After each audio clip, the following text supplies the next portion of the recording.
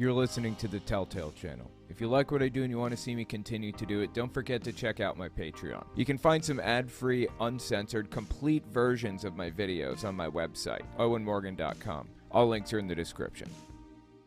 Welcome back, or welcome to the show, I suppose. Not welcome back. Welcome back from last week, I suppose. A lot of changes in the past week. Oh my God, so many changes to my hardware and software, basically. I got a soundboard. I'm dumber than a box of rocks in a lot of areas. Facebook just makes people think I'm smart. Yeah, so now anytime I want, I can make sure you guys remember these clips, and I can make these people speak for me. I've lived for the Lord my whole life, and I was dumb as a box of rocks and didn't know it. Here's one. Whether you think I'm false or not, if that's what you think, then you can take your opinion and you can shove it. Love it. Love everything about it. It's fantastic. You, with your big educations, you're in trouble. You're in trouble now. Okay, this is another one. Strike and strike and strike and strike and strike and strike and strike and strike. Or, COVID-19! COVID-19! I blow the wind of God. The wind of God on you. On you. I'm thinking I might cut the whole COVID-19 part out from in the beginning, you know, and maybe just like. I'm sorry, I'm sick. I got a sore throat, the whole nine, you know. It's like a perpetual thing lately. There's something been going around New York City, and it's just like it's not getting better. Anyway. We'll get there. Give it some time. We'll get there. But yeah. Oh,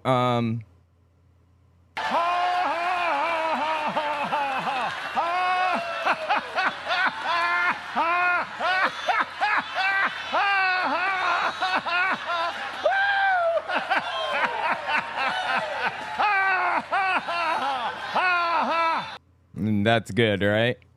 So I have a couple of pages of them. I turned off I'm not going to be able to hear my own voice, but I can change my voice. So I think that this is me high pitched, right? Like I just inhaled a bunch of helium.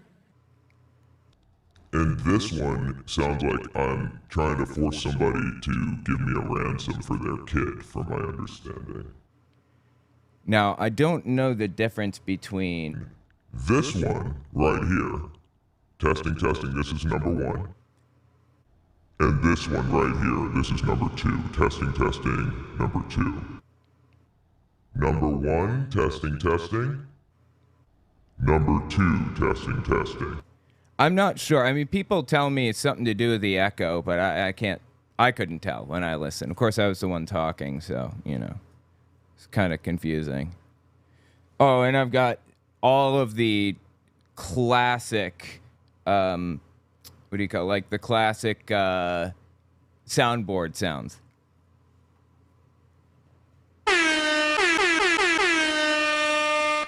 Let me turn it down a little. That sounds a little loud. Thank you. I deserve this. Thank you. Anyway, yeah, got crickets.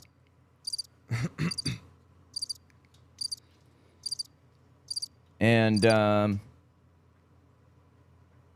what's the other one? I'm just looking here. It's, oh, yeah. And then we've got chimes. I'm not a fan of this one. And we got the record scratch. And then we have music.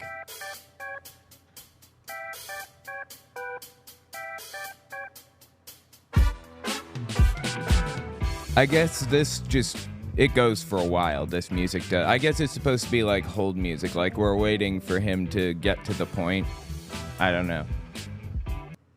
So anyway, yeah, that's my soundboard so far. Pretty good. I like it. I'm dumber than a box of rocks in a lot of areas. Facebook just makes people think I'm smart. That's probably my favorite of all time. I'd like to find a compilation of of Stephen Lett saying, young ones, young ones, young ones, you know, just young ones over and over and over again. I think that'd be pretty funny. But I don't know. It's kind of difficult to catch him in it, you know? The way he speaks is weird, and the way he says young ones is even weirder. Okay. Let's talk about what we're going to talk about. And let me just pull my stuff up so that I have it organized here. 1 second. All right, we're looking good. Recording. Everything looks good.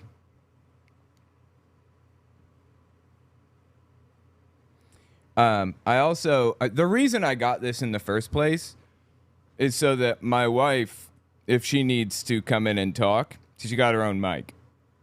So she can just come sit over here, and I can even turn the camera if I want, like one of the cameras, and add her in post or whatever. She can just grab the mic and sit over here and chat through that one. Yeah, they're both enabled. You may be hearing dynamic sound, you may not. I'm not sure, but yeah. Anyway, there you go. Pretty cool. I'm pretty happy with it. Recommendation by Mr. Atheist. And he also like explained to me how some of it works and stuff. It's actually pretty creative the way they did it. Oh, also, a couple things, couple of little announcements before we get started. Then we're going to get into it, okay? Announcement number 1. Channel members now have benefits for Fireside and Main. You will gain early access to videos. And that's probably going to be the case for Unfiltered also. You have early access to videos. The moment they're uploaded and sitting there, you'll be able to watch them. And I get some videos out pretty early sometimes. I get them out like a month early on occasion. What else? Check out my book, okay, guys? I'm begging you, please. Check out my book, owenmorgan.com/book. In fact, I'm going to pin it.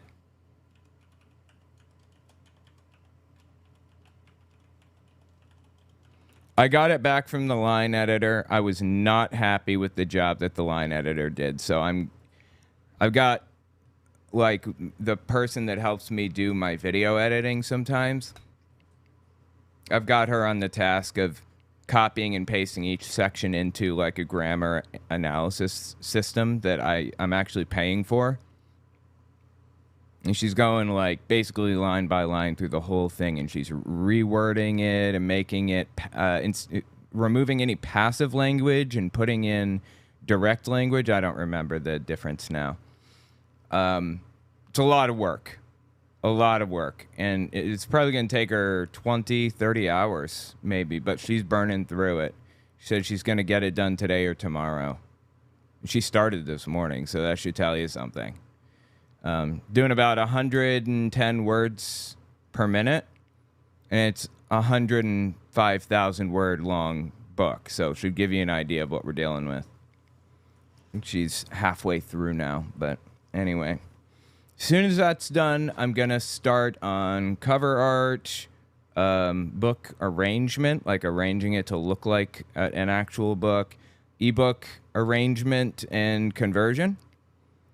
I'm going to start recording the audio book the second I get this back.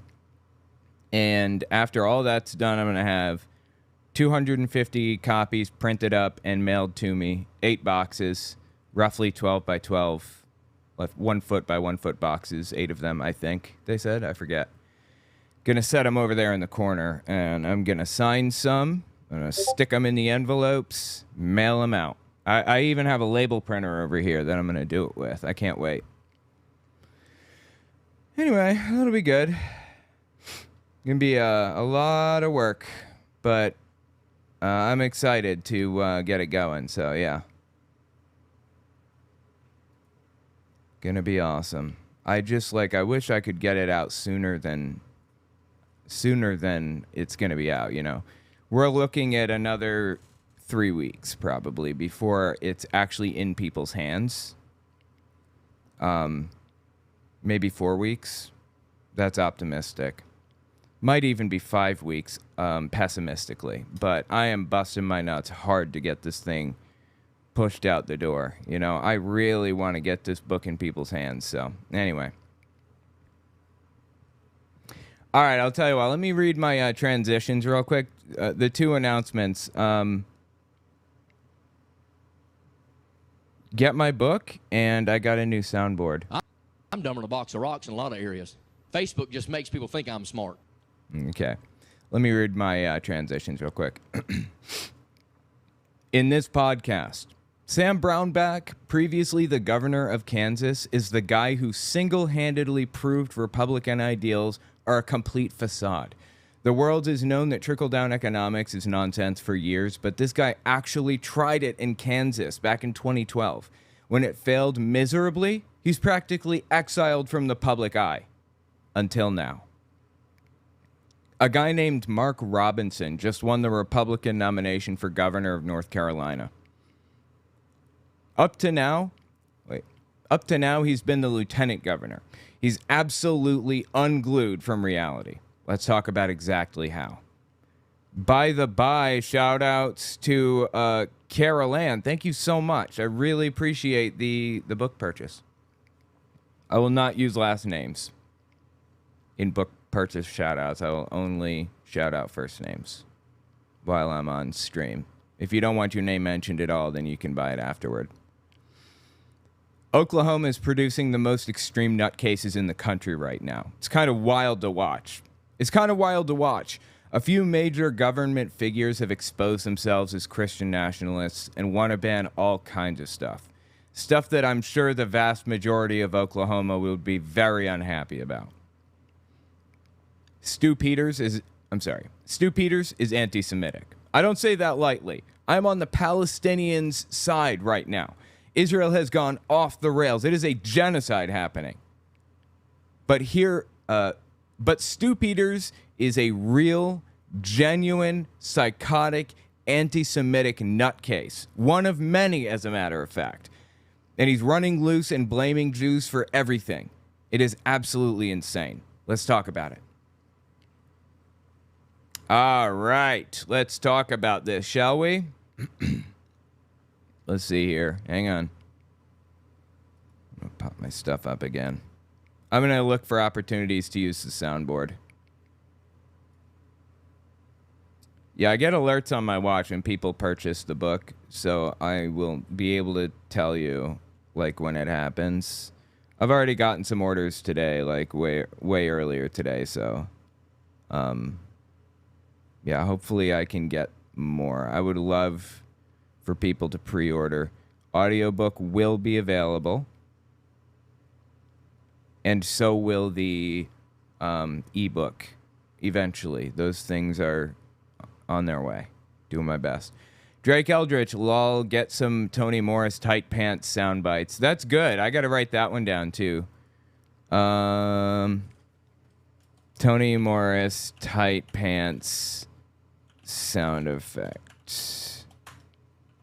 Okay.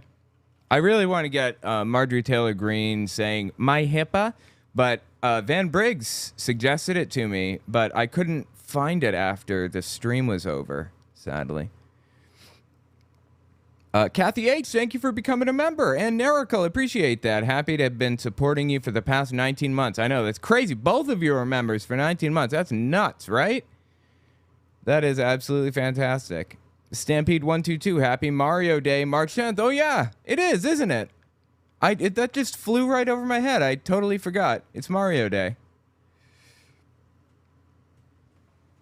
Absolutely crazy. Okay, well, I'll tell you what. Let's hit the first one, shall we? I intended this video to be kind of short and amusing, so we'll go until it's, you know, until it's done, basically. Let me see. I had an intro for this, didn't I? No? Did I not? Apparently I didn't have an intro for this. Okay. Let me reset the camera. Hold on. This is a guy named Sam Brownback on the right here. He single-handedly disproved Republican ideology. He's the governor of Kansas, or he was back in 2012, and he ran what was called the Kansas experiment. It was basically an attempt to, what's the word I'm looking for here? Fully implement trickle-down economics in the state of Kansas, and it failed miserably. It destroyed this state. You know what trickle-down economics does? Ultimately, it takes money. The idea behind trickle-down economics is if you cut taxes for the rich, they'll put more money into the economy because they'll have more money to put in. So, because they're not giving it to the government or whatever. Here's the fundamental flaw in that line of logic. The whole goal is to put more money into their own pockets. So you think that you're putting more money into the economy. In reality, you're putting more money in their pockets. That's it. It's not like there's a temporary, short-term stimulative effect and a longer-term kind of destructive effect. Tyler, thank you so much for the book order. I appreciate it. Anyway, Sam Brownback ran the experiment, and Republican strategists and operatives just kind of wanted to like cover it up because oopsie daisy, didn't mean to do that. So anyway, after his failed experiment, Donald Trump named the guy U.S. Ambassador for International Religious Freedom. Is that even a real like title? Or did that just like, did he just make that up? Did he just like give this guy an honorary title for just being somebody? Anyway, check out what Sam Brownback has to say. I want to talk more about the Kansas experiment and how it failed exactly, but listen to Sam Brownback talk here about religious freedom. I listened to a piece by you not long ago, talked about 80% of people around the globe claim a faith, and that religious freedom is 80% of the people around the globe claim a religious faith. I don't know about that. China is nationally atheist, and I don't know how you could possibly get accurate numbers without counting China. They have 1.5 billion people there. Now, I don't believe that they are atheists in China. I just think that they don't feel that it's safe to answer polls any other way. So, faith and it's just like it's every little thing you have to distrust from these people. Claim a faith, and that religious freedom is the first freedom. Can you help our viewers understand what you mean by that and why it's so critical that we get this piece right? Religious freedom is the first freedom. Interesting. Okay. Well, before this joker prattles on about his nonsensical garbage, let me just lay this out for you, okay? I believe in religious freedom to the death. For real. I will fight for people's right to do what they want, to practice their religion without being persecuted for it. Without a doubt. But there is a difference between somebody practicing their religion and somebody imposing their religion on somebody else. Here's where the difference comes in. There's a saying that goes like this. Your right to swing your fist ends at the tip of my nose. You can swing your fist anywhere you want, except for right here. When somebody stops you from swinging your fist right here, it's not a violation of your rights to swing your fist. It's a protection of my right to not be punched in the nose. That's the idea behind it, right? Your rights end where my rights begin. That's the bottom line here. Now, I'm all for religious freedom up to the moment it starts interfering with other people in their lives. Okay, you want to sacrifice a child on like a hilltop like, on a table once a week, every single week, you cut the heart out or some other nonsense and sacrifice the kid to the sun god. That's not your religious right. Yeah, that wouldn't be, I suppose you could say that'd be religious freedom, but you're infringing on other people's freedom, so it's unacceptable in the United States. We can't have that. Even if the kid was a willing participant, he couldn't possibly fully understand the consequences of what he agreed to, right? Obviously. So your rights extend up to where my rights begin. And the Constitution, the first sentence of the First Amendment of the Constitution says, Congress shall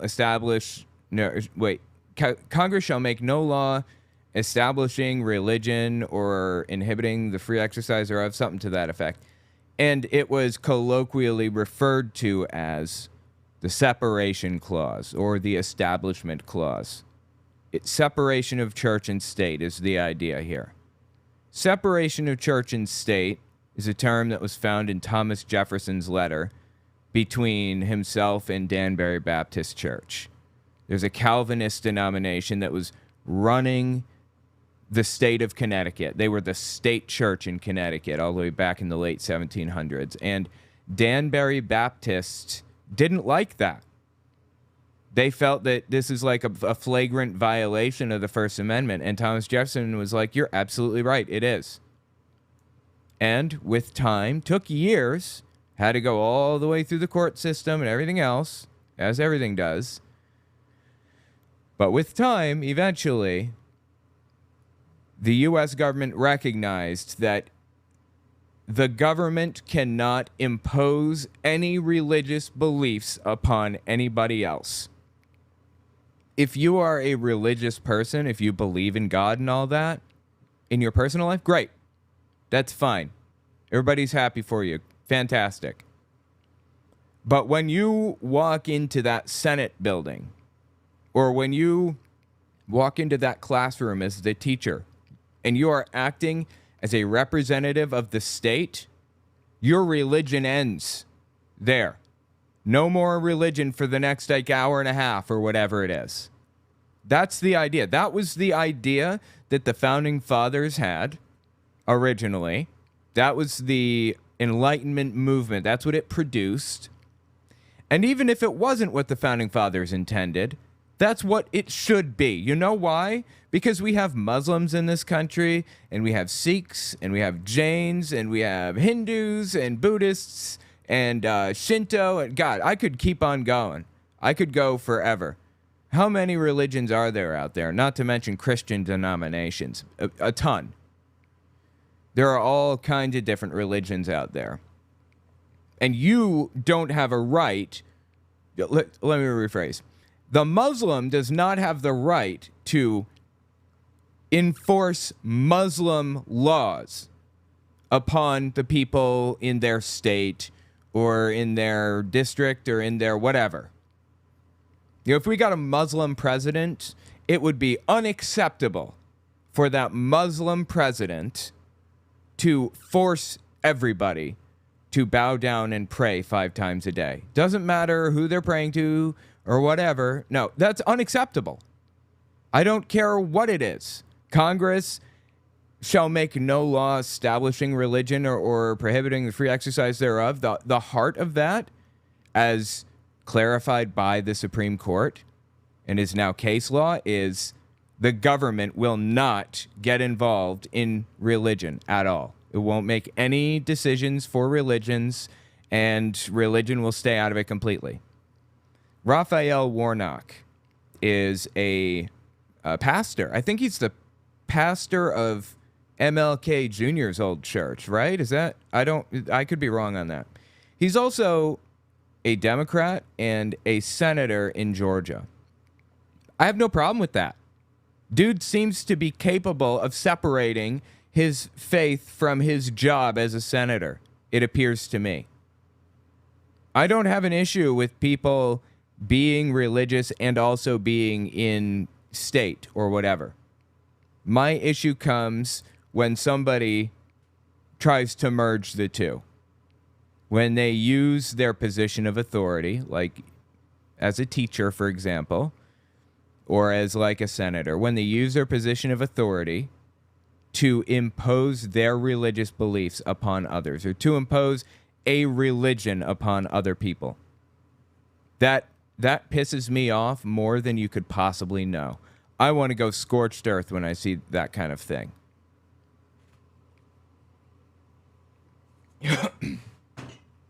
This is going to be cut out. This isn't going to make the final cut, but it's just us talking right now. There's a song being sung at a school nearby, and it's a mandatory song. It must be sung. And it's a public school, and the song says, "I believe in God. I believe in God." That's one of the verses in the song. And that is a battle that I am ready to pick up. That's unacceptable. You're going to be failed for not saying "I believe in God"? Are you kidding me?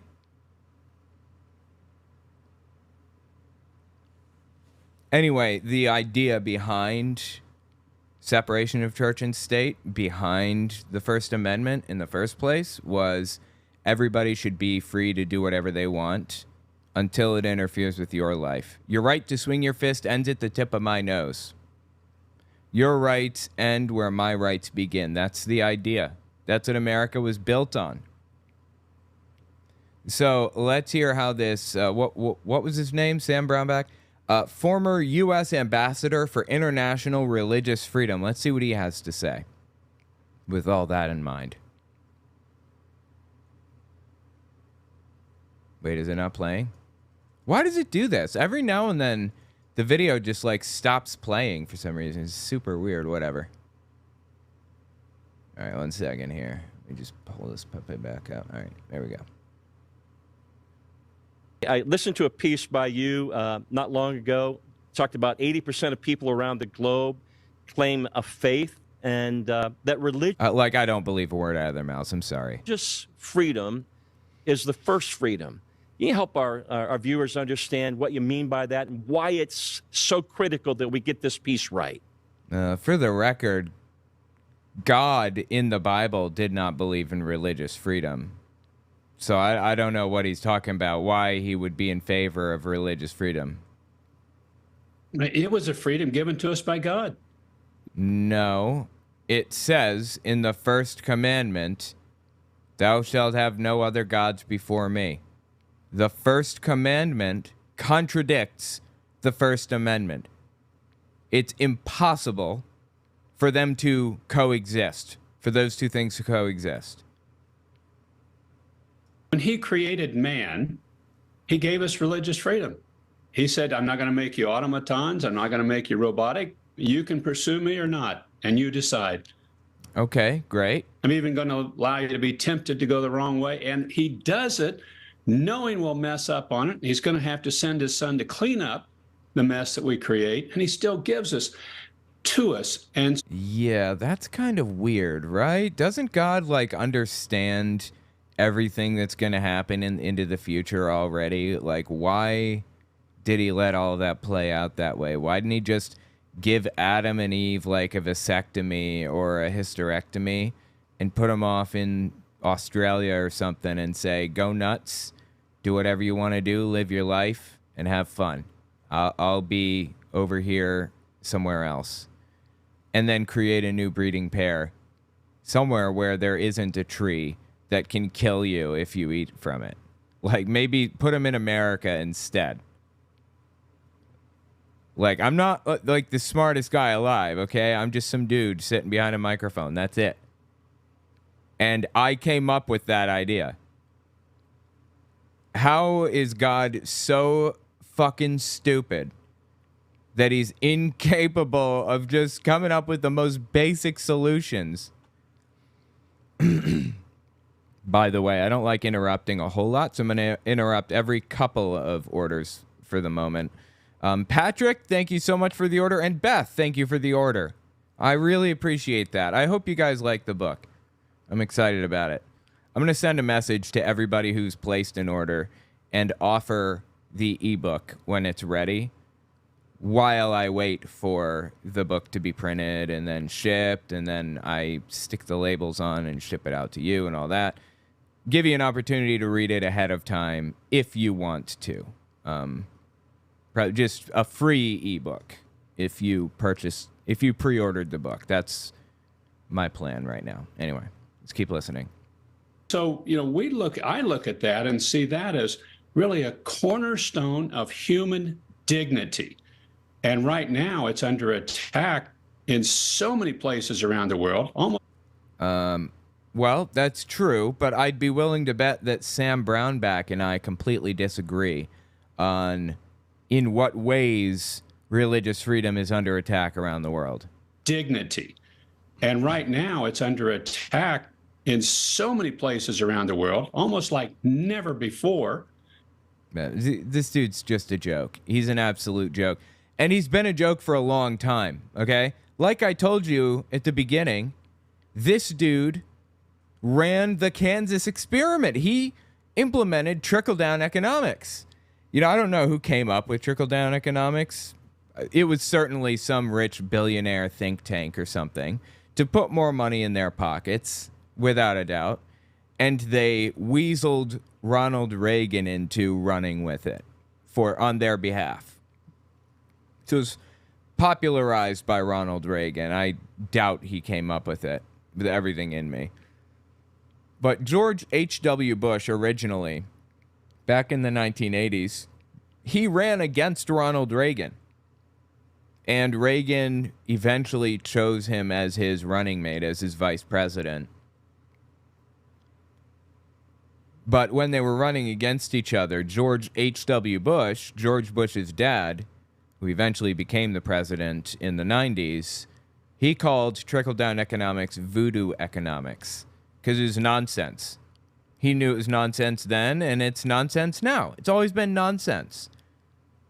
So let me just read this story from rawstory.com, kind of give you an idea of, what happened with the Kansas experiment.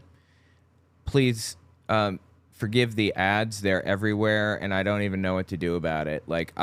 I support ads. I am all for ads, but there's a line, okay?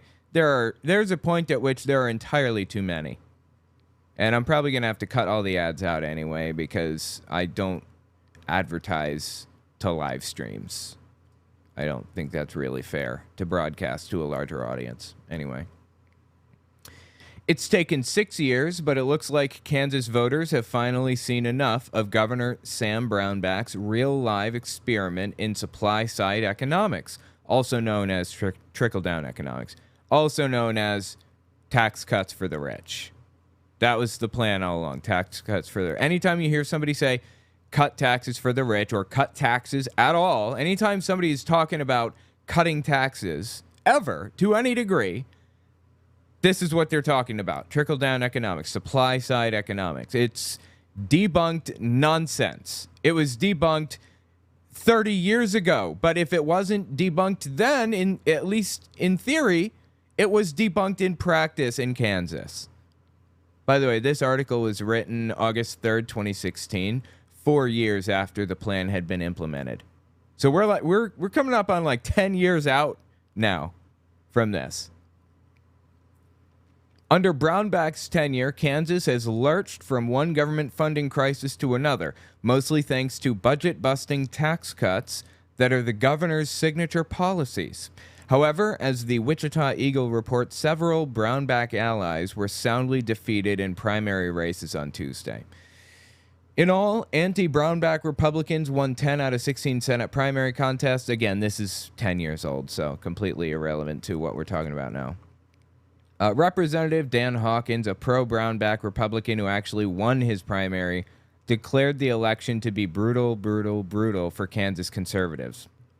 The state's Democratic Party, meanwhile, was happy just to have voters elect Republicans that are willing to properly fund the state's schools. The earthquake you're feeling isn't fracking, it's Brownback's house of cards falling, said Democratic staffer Tim Graham. Republican Ed Berger defeated former Senate Majority Leader Terry Bruce by running against Brownback's cuts to higher education. So they ran the Kansas experiment, Brownback did, in 2012. And by 2016, when I guess the election for governor of Kansas was up again, there were Republicans doing everything they could to get this dude out of office. They were sick of it. And it's fascinating to know that the broader overall Republican Party is still screaming about tax cuts for the rich, trickle-down economics, voodoo economics. To this day, they talk about this stuff. It's absurd. I have a Wikipedia article here, Kansas Experiment. The Kansas experiment was a controversial tax policy and agenda by Kansas State Governor Sam Brownback in 2012 that had lasting effects in the state of Kansas from May 2012 until June 2017. It drew widespread attention following Kansas Senate Bill Substitute HB 2117, a bill signed into law by Brownback in May 2012. It was one of the largest income tax cuts in the state's history. The Kansas experiment has also been called the Great Kansas Tax Cut Experiment, the Red State Experiment, the tax experiment in Kansas, and one of the cleanest experiments for how tax cuts affect economic growth in the U.S. You know, if economists have been telling us for who knows how long that trickle-down economics is nonsense, it's complete garbage, and if you believe that it's relevant to any degree, then you're an idiot. They've been saying that for a long, long time. But if we needed more evidence, thank you, Kansans, for taking one for the team and having your state's economy absolutely wrecked in the process. I can't believe that this dude is showing his face again, honestly. Brownback? Well, let me pull it up again. He was very much exiled from the party after he did that because he openly made trickle-down economics look really bad. He openly made it obvious that it was complete nonsense all along, that it was just a grift. It was a scam. Just want to make sure I'm still recording. The whole thing was a scam from the start. There's no denying it anymore, thanks to the guy on the right here. Thank you, Sam Brownback. And thank you, Kansans, for taking one for the team.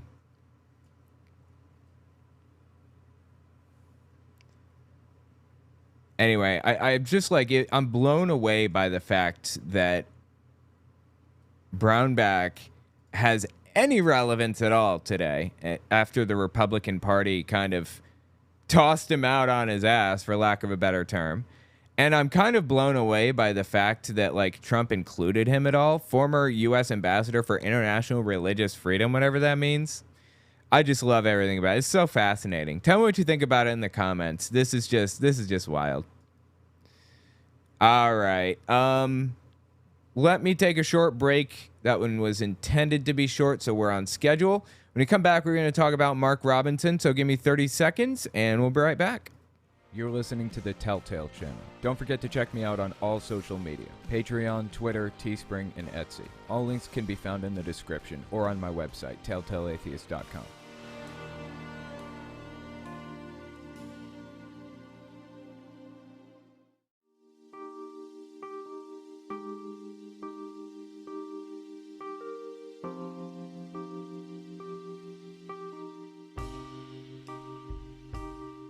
Welcome back, everybody. By the by, thank you, Gabriella. Thank you, Kimi. I appreciate the book orders. That's fantastic. I hope you guys enjoy the book. I'm so excited to get it out. It will be ready to record the audio version probably by tomorrow. That's what I'm hoping. I still need to have it formatted. I still have to have a proper book cover designed for it and everything else. And I still have to have copies printed, of course, and mailed to me. and start an Amazon shop and everything else, but it's on its way. It's moving. Anyway, let's see here. Mark Robinson was next. God, this guy is just wild.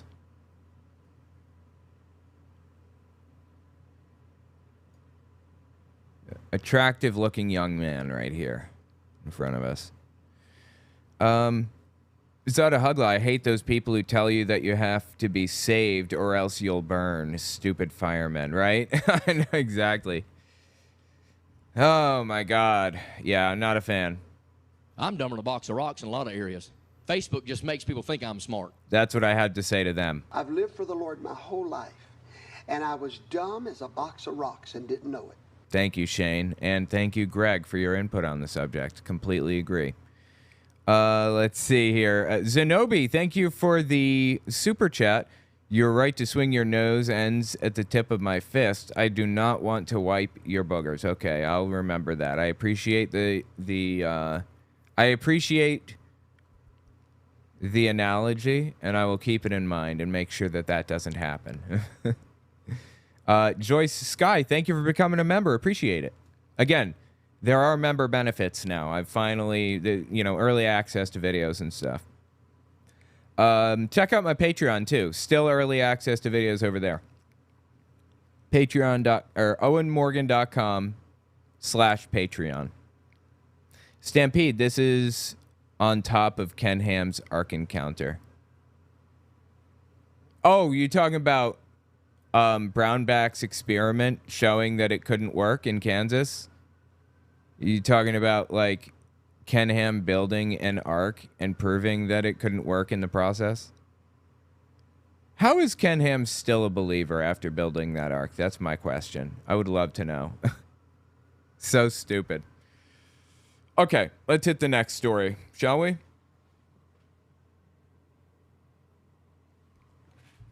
Take a sip of my water here.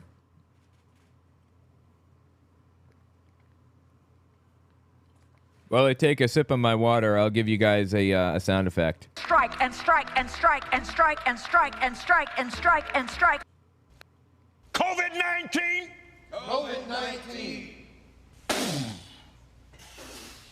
I blow the wind of God. The wind of God. On you. On you. I love it, dude. I love everything about it. You, with your big educations, you're in trouble. You're in trouble now. I'm scared. Robin Bullock is scaring me. Whether you think I'm false or not, if that's what you think, then you can take your opinion and you can shove it. Give me suggestions for good soundboard sound bites that I should add, by the way, in the comments, in the chat, at Owen's Fireside Chat, and it lights up red for me. Give me some ideas, some suggestions. If I can find the clip, I'll put it in. I have a whole extra row, apparently, that's unused. So, yeah.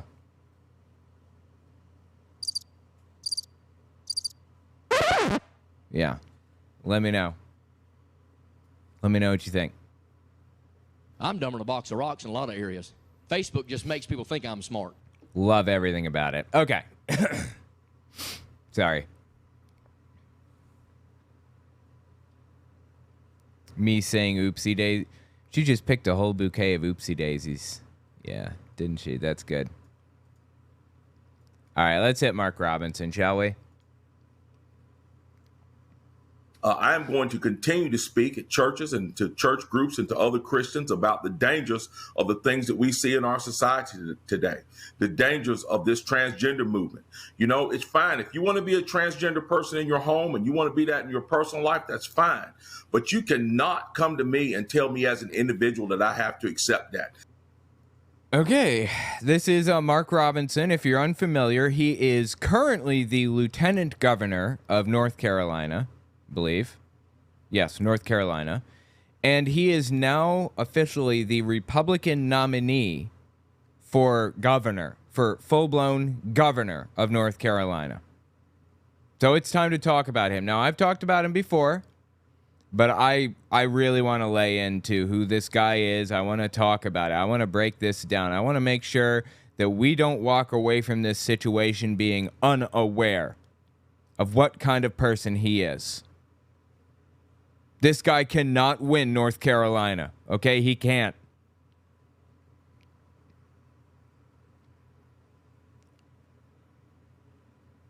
This is Mark Robinson in 2020. Just listen to this. This idiotic guy was on stage with Candace Owens a few days ago and asked her.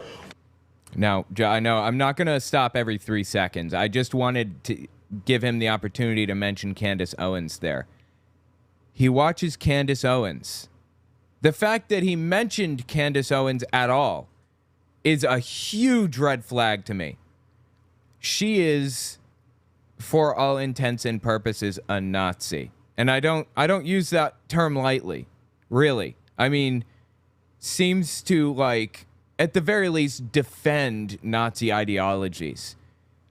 Okay, when Kanye, I don't know if you guys remember this, back like in December 2022, maybe, when Kanye came out on Alex Jones and everywhere else and says that he loves Hitler, he thinks he's fantastic, and the Jews are all over the place and they're doing terrible things and blah, blah, blah, blah. When he came out and said all of that junk, guess who was out there to defend him? Candace Owens was. Candace Owens defends Kanye, really, after he made these comments. The Hugo Boss uniforms, amazing. But I mean, just because you're in love with the design, you're a designer. Can we just kind of say, like, you like the uniforms, but that's about it? No. There's a lot of things that I love about Hitler. A lot of things. I don't know how it gets much clearer than that one.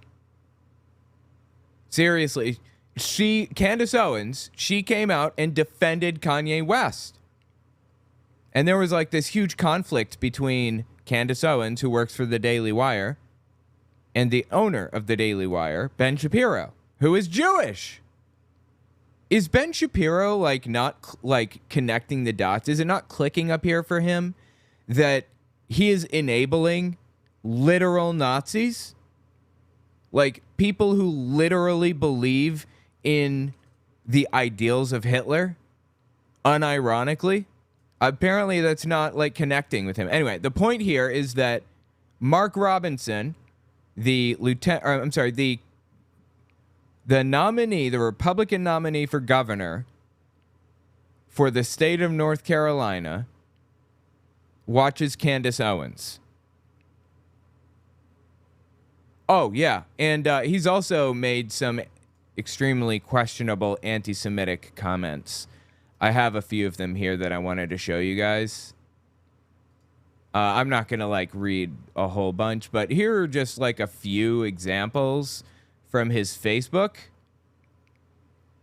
By the way, dude, his Facebook is wild. The further back you go on his Facebook, the more wild it gets, honestly.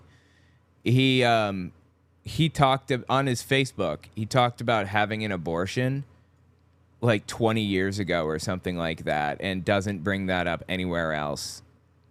But anyway, I if I tried hard enough, I could find that that post of his. But yeah, but check this out.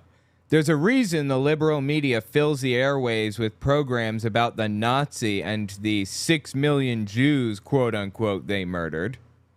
By putting 6 million Jews in quotes, that's straight up a dog whistle saying he's a Nazi, effectively. Like, 6 million Jews died in the Holocaust, okay? Straight up. That's just what it is. We have impeccable, meticulous records. That being said, there were instances where, you know, people were just shot all willy-nilly. Like, they were shot down in the streets. There was something called the Jew hunt. And they were rounded up like cattle, and it was ugly. It was bad. And historians' best estimates are about 6 million.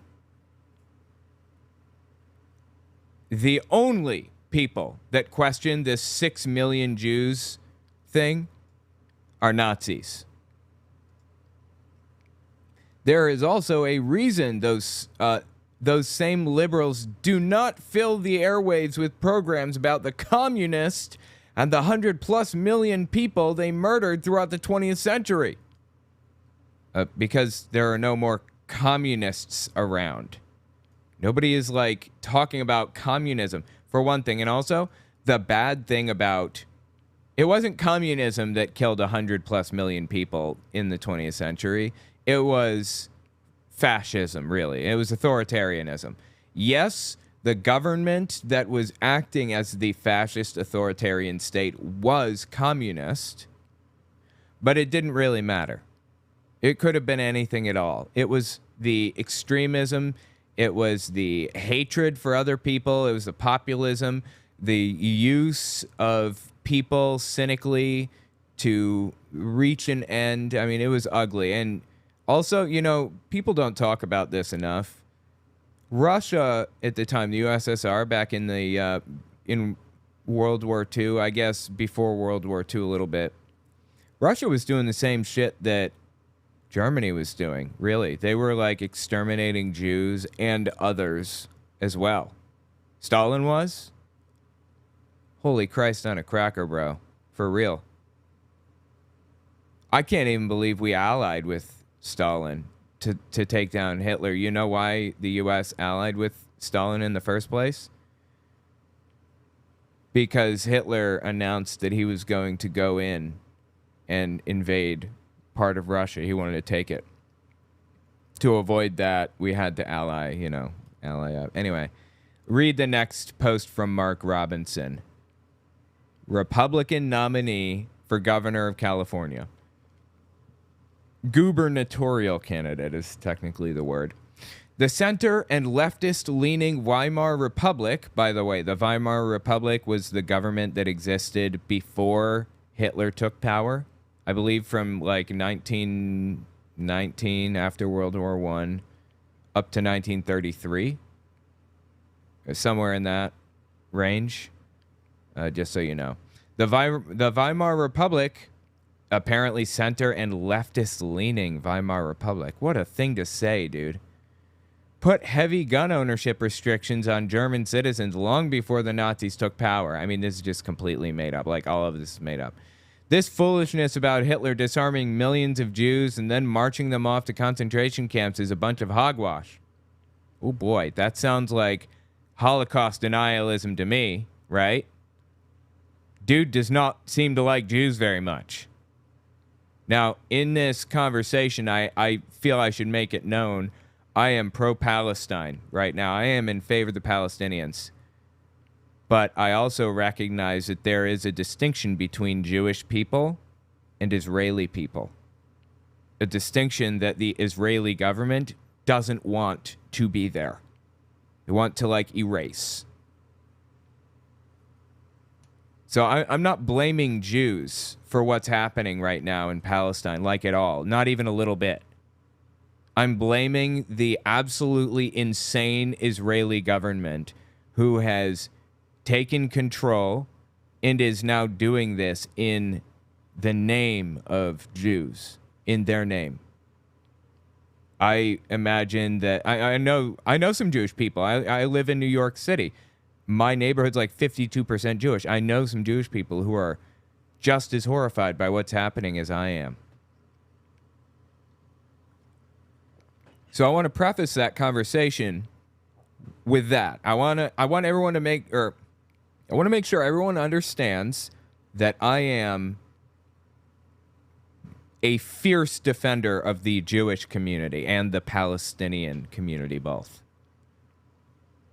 And I know an awful lot about World War II also. There's a line that's commonly said by Republicans: if Jews hadn't been disarmed by Hitler, then they would have been able to stop it. That's been debunked by historians over and over and over again. It's complete nonsense. But this guy has his own twist on it. The Weimar Republic took the guns, not Hitler, but the Weimar Republic. Okay. This foolishness about Hitler disarming millions of Jews and then marching them off to concentration camps is a bunch of hogwash. Repeating that hogwash makes the conservative argument against the current attempts by liberal Marxists to push unconstitutional gun control measures in this nation look foolish. So stop saying that Jews would have been able to defend themselves if they had guns. It was the liberal leftist government that came before Hitler that disarmed them. What a psychotic thing to say. There's another big post. We're not going to read the whole thing. Suffice to say, he likes Candace Owens. He has defended people who are very much, and shouted them out, who are very much in favor of Nazism. So I don't know how else to take that. Now let's listen to what Candace Owens said, because we didn't even get to the psychotic part yet, guys. We're like 3 seconds in. It gets more psychotic than that, if you can believe it. Are you kidding? Did it? No, we're good. Sorry. Coopmaster TY anytime? Absolutely. Idiotic guy was on stage with Candace Owens a few days ago and asked her, what America are we going back to make America great again? The one where women couldn't vote or black people were swinging from trees? Fair question. Which America do you want to go back to? When was America great exactly? Do you know that Ronald Reagan used that phrase back in the day? That was Ronald Reagan's tagline or whatever. You know, Joe Biden's was Build Back Better. And Hillary Clinton's was I'm with her. Ronald Reagan's tagline was Let's make America great. And then Donald Trump took it and said, Make America great again. So I guess it was good, like pre-Reagan, right? Because Reagan was trying to make America great. I guess it was around the time that like black people couldn't drink from the same water fountains. That was the 1960s. Or was it when women weren't allowed to own credit cards in the 1970s and 80s? Or to own property like homes and things? Like I'm just not sure when America was great exactly. Trees. I would say to him if I was standing in front of him, I absolutely want to go back to the America where women couldn't vote. Do you know why? Oh, tell me. Because in those days, we had people who fought for real social change, and they were called Republicans. And they are the reason why women can vote today. Okay, he's doing the old propaganda line. Yep, I've heard it before. Dinesh D'Souza loves this line. What party was Lincoln from? Lincoln freed the slaves. Lincoln was a Republican. Yeah, there was a party switch. Let me phrase it differently. Which party freed the slaves? The left-leaning party or the right-leaning party? The liberals or the conservatives? Let's just throw off Republican and Democrat. Forget it. Just throw it away. We don't even need the terms. Was it the conservatives or the liberals that freed the slaves? It was so very obviously the liberals of the day. You know, there used to be like a Whig party and stuff too, right? Like parties have come and gone and changed and modified and built up and broken down over the years.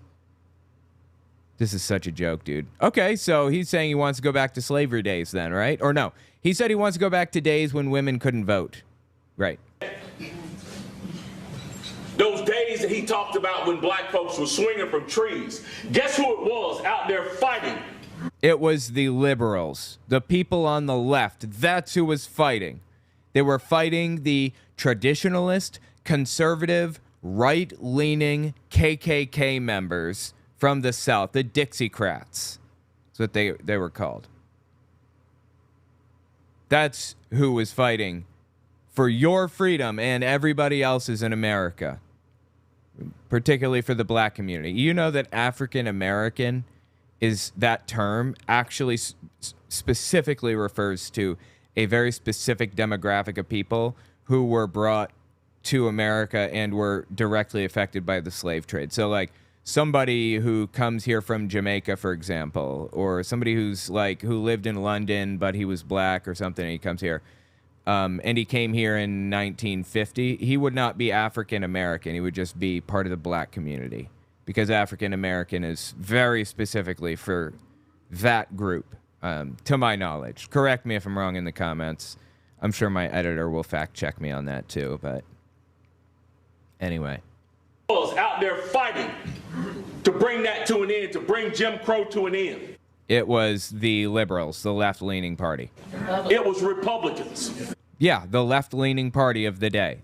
Yes. So that's the America we want to bring back.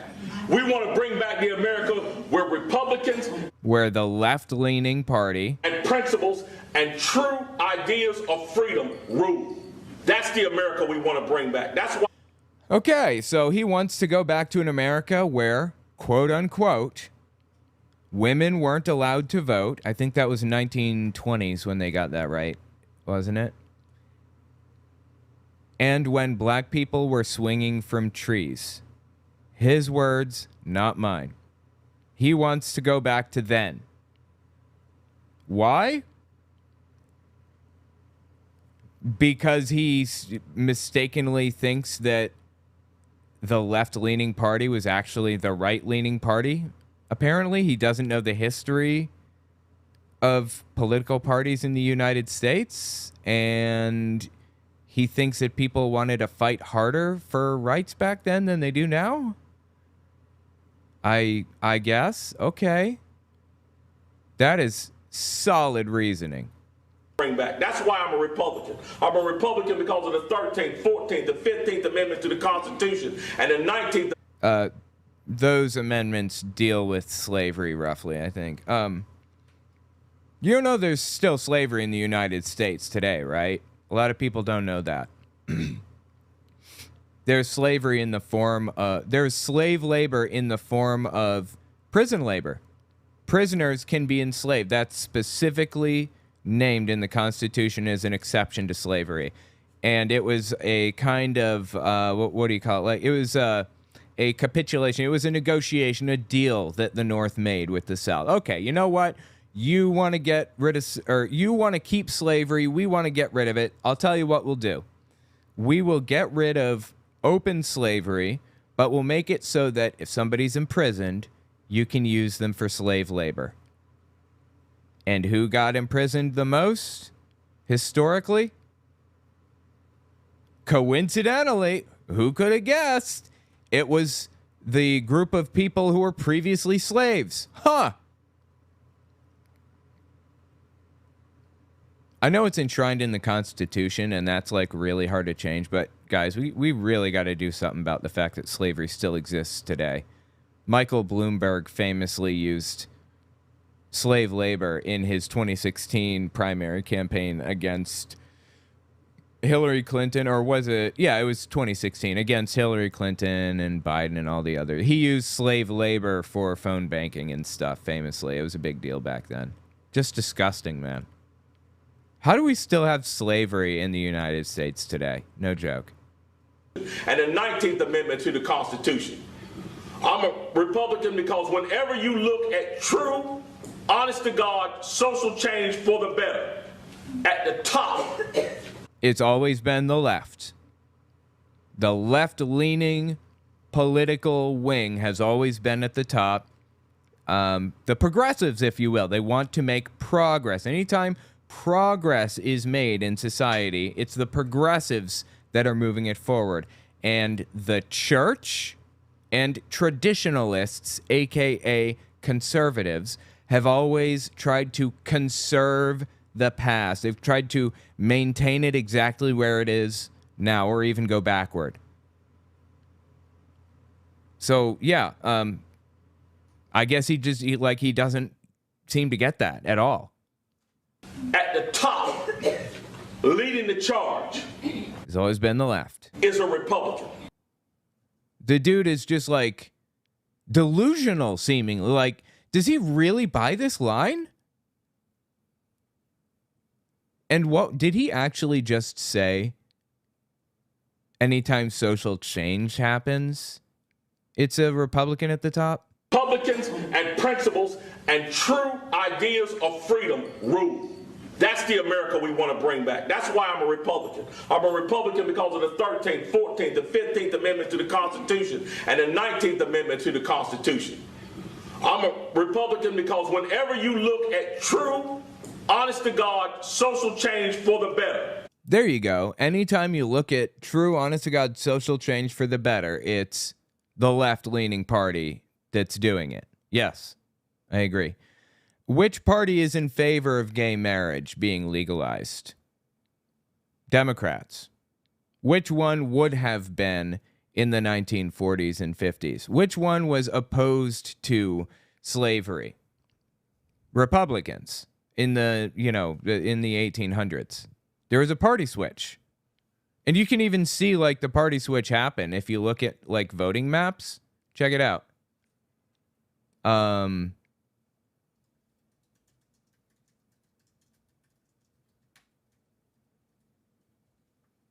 Hold on. Let me just pull this up. This should be quick. Ugh. Okay. Yeah, here we are. Yeah, oh, nice. I did. Okay. There's this fantastic website. God, I love this website to death. It's 270towin.com if you don't know. Shout out to 270towin.com. Fantastic website. I love it. I love it to death. Anyway, it helps you figure out what you need and what the chances are of this and that and stuff. Anyway, let's look at the presidential elections throughout history. 1940, Roosevelt got 449 electoral votes to Wilkie, Republican, I guess, which is 82 votes. Democrat and Republican weren't really the same, like they were different in 1940. There were qualities from each that were good, I guess you could say. Like FDR was a Democrat at a time when Democrats were like burning crosses on people's lawns. For the record, that still happens. It's not Democrats doing it anymore, but it does happen. So 1944, Roosevelt runs again, I guess. This is World War II, or after World War II. Roosevelt wins. 1948, Truman runs against Dewey. Truman wins. Stevenson v. Eisenhower. Eisenhower is a Republican, and he swept the board with 442 votes. He was kind of conservative. He was right-leaning. Eisenhower was. Historically, generals, which Eisenhower was, he was a general, I think, that led us to victory in World War II, if I'm not mistaken. Generals tend to make piss-poor presidents. That goes for, I mean, that's just like a historical thing, goes all the way back. So 1952 election, Eisenhower sweeps the map as a Republican. 1956, once again, sweeps the map. Next one is 1960, Kennedy v. Nixon. Kennedy was 303 electoral votes as a Democrat. Nixon was 219 electoral votes as a Republican. Now, where did the party flip exactly in here? Somewhere it flipped because Nixon was conservative. He's right-leaning. He implemented something called the Southern Strategy. He attempted to pick up racist white voters in the South by dog whistling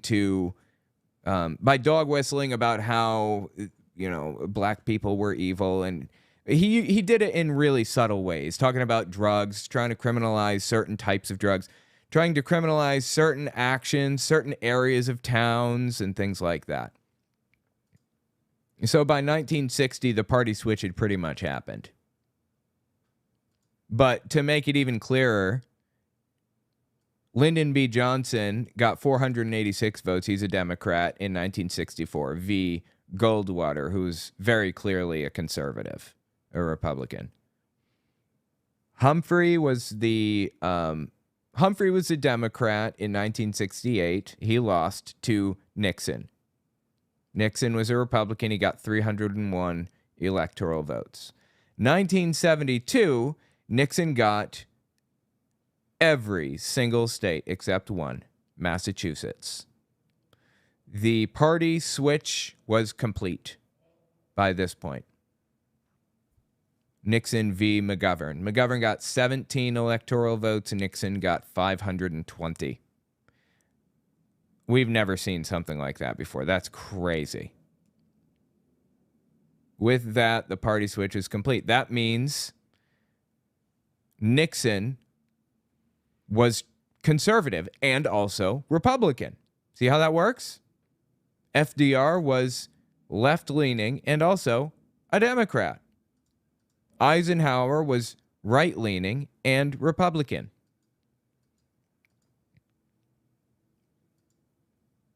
Roosevelt, Truman, they were left-leaning and Democrats. But yeah, I don't feel the need to go further back. But you can watch the party switch happen like through time. It's pretty obvious when it happened. It's actually really interesting to me. Anyway, the dude is completely full of it and has no idea what he's talking about, apparently. Wow, I just burned through time. Hang on. God, you get me off on a tangent, man. Don't forget to check out my book, guys. Please, I'm begging you. Check it out. Pre-order. I would really appreciate it. It'd be fantastic. Okay, just wanted to make sure that I shouted out the last person. The last person was Kimi. Jump forward a little bit here. Okay. Yeah. First time I covered this guy, actually, was this clip right here, famously. This clip is from 2021. It's early October 2021. It is flat-out child abuse.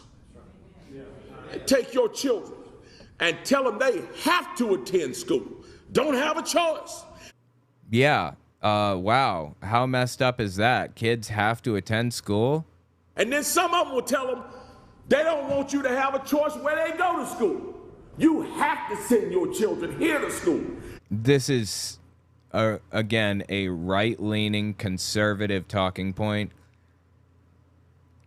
that is used to break down the educational system. Why?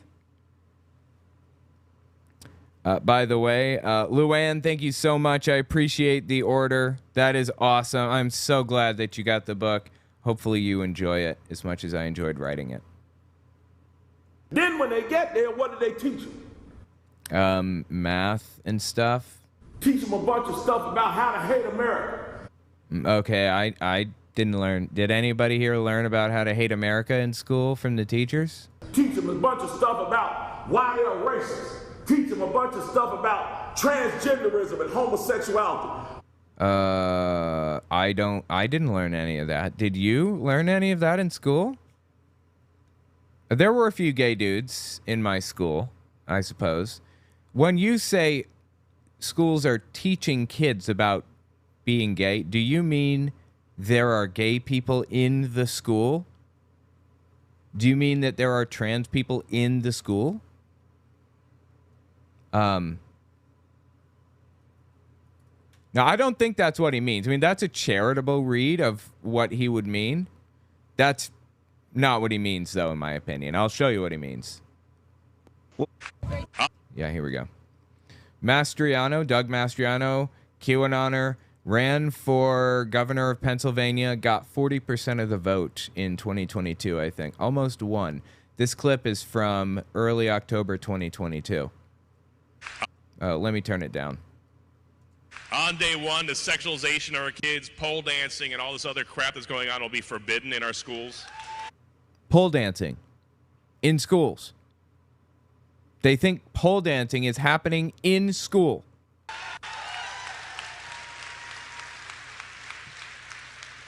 On day one, all the graphic, pornographic books that are in elementary schools will be pulled out. He thinks they've got like an XXX section, you know, like the section that's like got the curtain or whatever. You walk behind the curtain. The curtain at the school is clear, and the kids could just come and go as they please. You know, they got this big section that says XXX above it at the library in the elementary school or something. This is absurd. On day one and done, critical race theory is out the window. Yep. That's right. Yep. So stupid, dude. Oh my God. So stupid. You know what? I have a sound effect for that. I'm dumber than a box of rocks in a lot of areas. Thank Facebook you. just makes people think I'm smart. All right, hey, let me do that again. I'm going to erase that last part. I'm dumber than a box of rocks in a lot of areas. Facebook just makes people think I'm smart. Thank you for the contribution, Greg. I appreciate that. That's Greg Locke.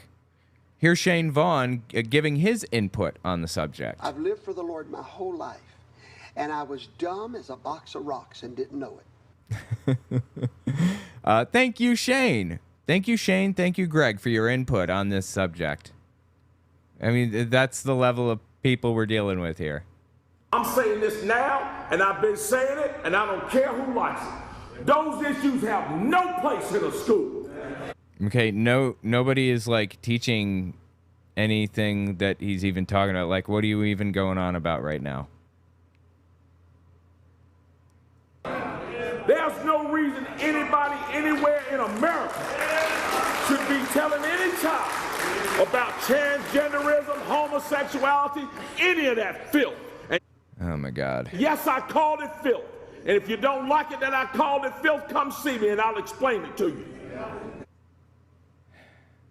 You know, I'm not that guy that bags on people. I'm not going to be that guy. But that is just messed up, man. That's just messed up. I don't know what else to call it.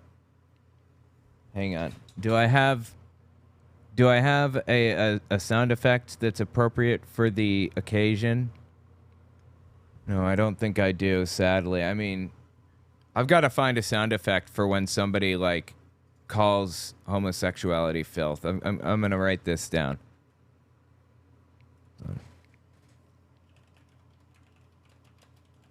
I got to find a really funny sound effect to lighten the mood after hearing some stupid shit like that.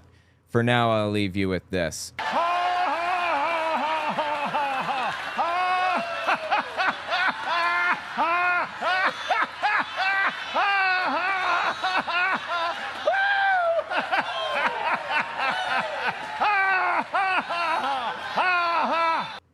Thank you, Kenneth Copeland. That was our friend Kenneth Copeland laughing maniacally and disturbingly at the fact that the media reported that Donald Trump lost the 2020 election. So, anyway. This guy is absolutely terrible in every way. And he is now the Republican nominee for governor of North Carolina. We have got to make sure the Democrat wins. Get this dude out of the line of succession, or get him out of the line of like possible people that could be in political power, because this is bad, dude. For real, this is bad. Anyway, tell me what you think in the comments. Okay, I didn't even finish it, dude. Wow. All right, let me take a short break. When we come back, we're going to talk about something else, Oklahoma. So give me 30 seconds, and we'll be right back. You're listening to the Telltale Channel. Don't forget to check me out on all social media. Patreon, Twitter, Teespring, and Etsy. All links can be found in the description or on my website, telltaleatheist.com.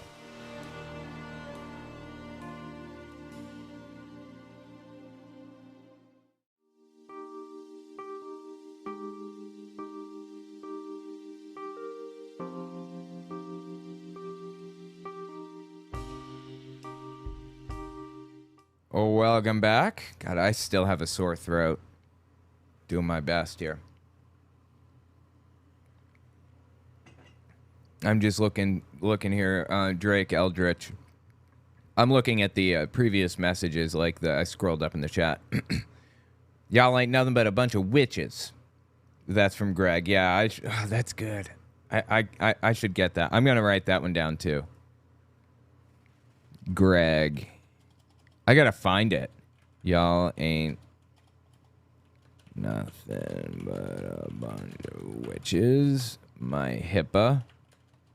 MTG. God, Marjorie Taylor Greene is just awful. Candace Taylor saying, Mama, globe, globe, globe. Why? I got that one. I forgot to upload it, surprisingly. Hold on. I can actually I have that. Wait a minute. Where did I put that? What did I do with that? Hold on. 1 second. Let me find it. Lockdom. Candace. Where is it? I can't believe I lost it. Hold on. I know I have that. I already clipped it out. Sound effects. Yeah, here it is already. Like, how did that get lost in the, That's super strange. Okay. Well, I have it. I already clipped it out. So I can drop it on the soundboard right now, actually. Give me just a second to transfer. Hopefully this doesn't interrupt. I'm going to enter transfer mode. Sorry if it interrupts. Like, if the mic stops or whatever. I hope it doesn't. Oh, recording in progress, so I can't. Okay. That's fine. I'll just play the sound effect for you then. This is what I got with Candace Taylor. Hold on. Everywhere I go, every store, you buy a globe. There's globes everywhere. Every movie, every TV show, news media. Why? And then I just got... Why? Yeah, I can't... Since I'm in recording mode right now, I can't do it, but that would be good. I should add that. Let's see. Austin Powers, how about no? Okay, yeah, maybe. As I'm going, like, I'm copying some of this stuff down. Well, in China, Mao in China killed 80 million and Stalin killed 9 million. So communism did kill over 100 million. Well, I mean, it was a communist structure, but was it communism that killed them exactly? And communism was not good.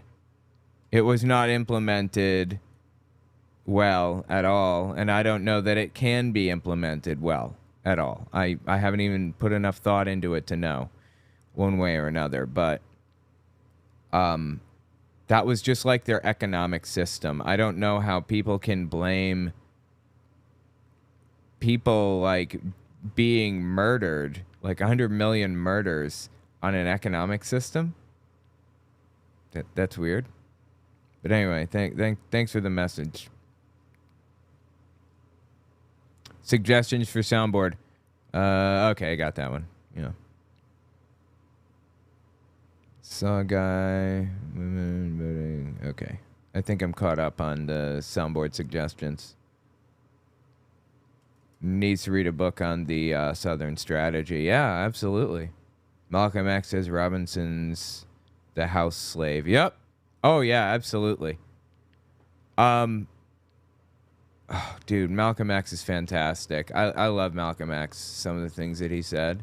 He's very problematic. But he was really on point. Okay. Malcolm X is really on point with some of the things that he said. Just, God, it was flawless. But he was really bad on some other things, like really bad. It was just terrible. I prefer to think about like the good things that he contributed, the good things that he had to say, you know. This is Malcolm X describing Mark Robinson for us. Back during slavery, when black people like me talked to the slaves, they didn't kill him. They sent some old house Negro along behind him to undo what he said. You have to read the history of slavery to understand this. There were two kinds of Negroes. There was that old house Negro and the field Negro. And I think in context, that's a fine word to say. I deal with that word a lot. That specifically, like with the R-O on the end. I think it's fine to say. And I've said it on stream 1,000 times before. in historical context, obviously. Negro and the field Negro. So, two types. And the house Negro always looked out for his master. When the field Negroes got too much out of line, he held them back in check. He put them back on the plantation. He's basically saying the house Negro was a traitor. The field Negro went out there and worked and picked cotton and got whipped and had collars put on so that he couldn't run and all kinds of ugly shit. Just really, really ugly shit. And the house Negro helped him, contributed to that. The house Negro helped the master perpetuate the system. A lot of the time. It's just disgusting. The house Negro could afford to do that because he lived better than the field Negro. He ate better, he dressed better, and he lived in a better house. He lived right up next to his master in the attic or the basement. He ate the same food his master ate and wore his same clothes. And he could talk just like his master. Good diction. And he loved his master more than his master loved himself. That's why he didn't want his master hurt. If the master got sick, he'd say, "What's the matter, boss? We sick?" When the master... Yeah, he wanted to make sure the guy was treated well because he knew that there's another scenario in which he could be the field Negro. If he was with somebody else, he wants to make sure that the current guy keeps him in the house. He wants to make sure that he's in good with him. It's just sad, man. It's just sad. By the way, Christine, thank you so much for the order. Hang on. There was another I wanted to mention. See if I can pull it up.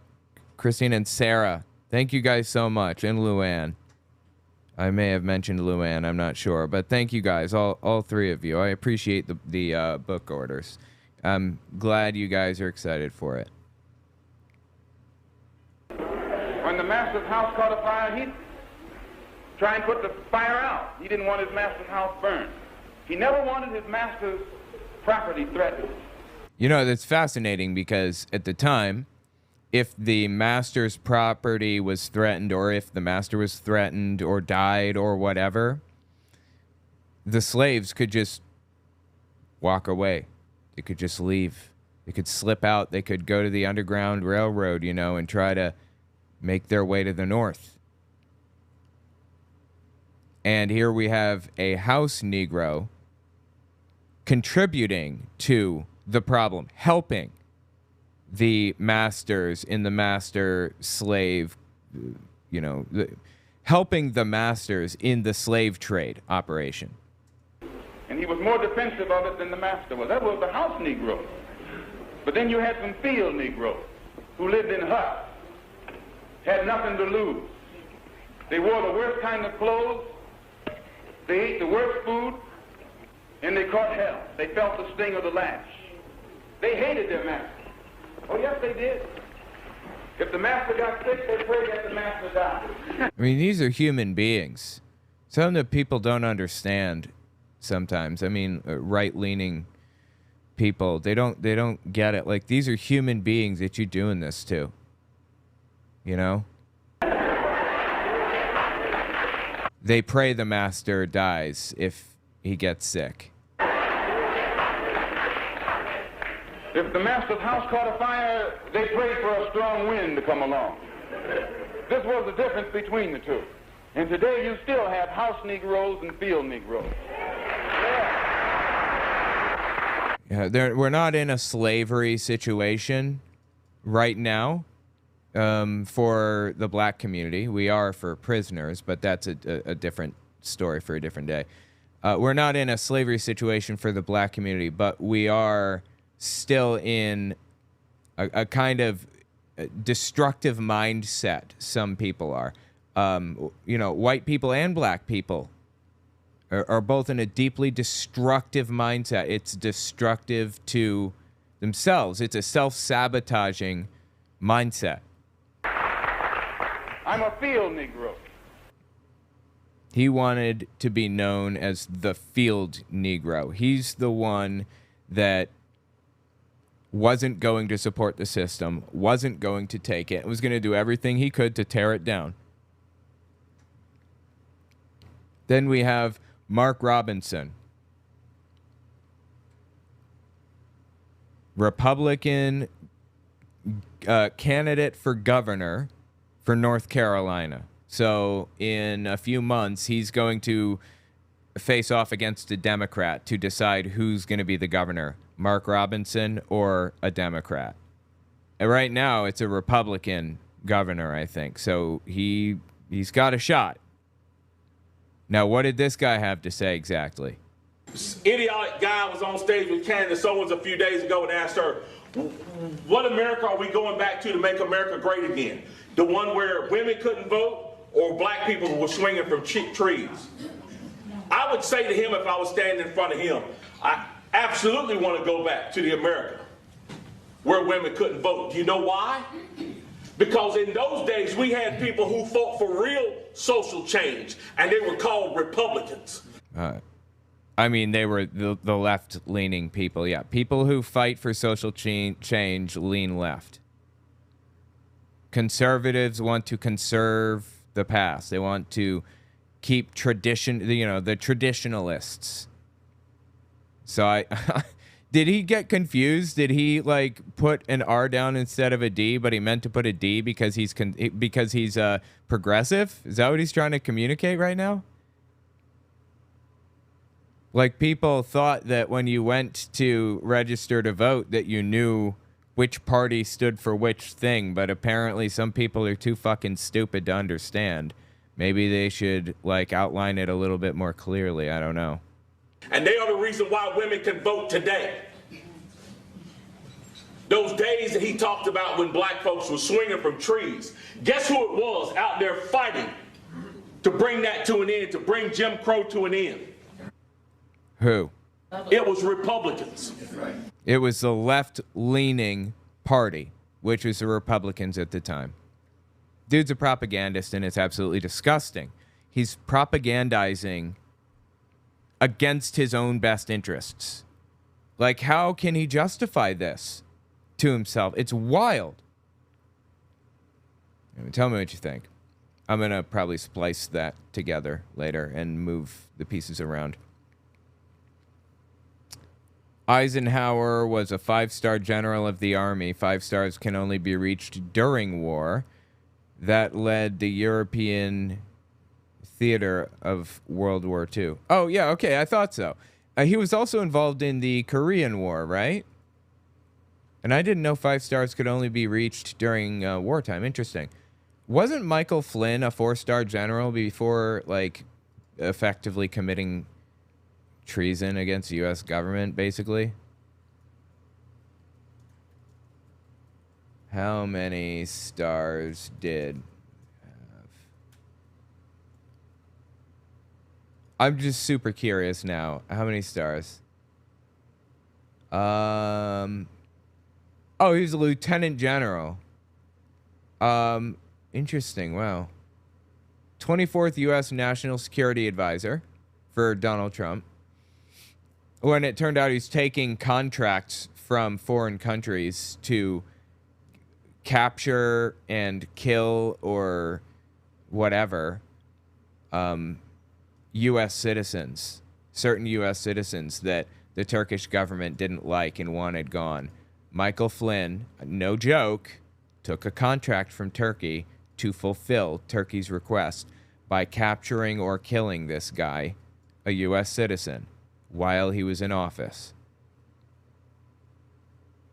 That's what ultimately got him kicked out of office, I think, of whatever positions he was in, was that little bit right there. But to me, that's, I mean, I guess that doesn't meet the technical definition of treason, but you're a traitor to the country at that point, right?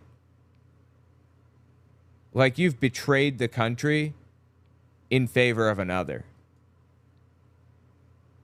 I think for it to be treason, it has to be during a time of war, and you have to be giving aid or comfort to an enemy nation. My definition is giving aid or comfort to another country over your own and hurting your own country in the process, intentionally and knowingly, like Michael Flynn did. Just wild, man. MacArthur was 5-star during Korea. Oh, okay. Or as Trump would say, MacArthur, right? MacArthur. MAGARTHUR. MacArthur. Oh, shit, dude. I knew something was off. I'm sorry. My microphone is coming off the stand. 1 second.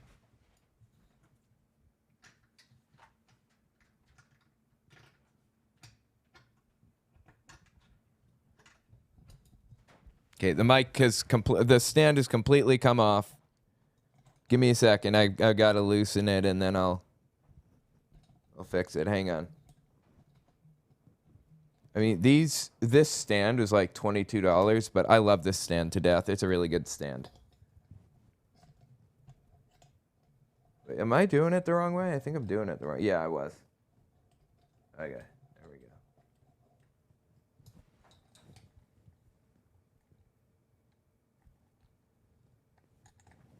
All right, let me try to put it back on.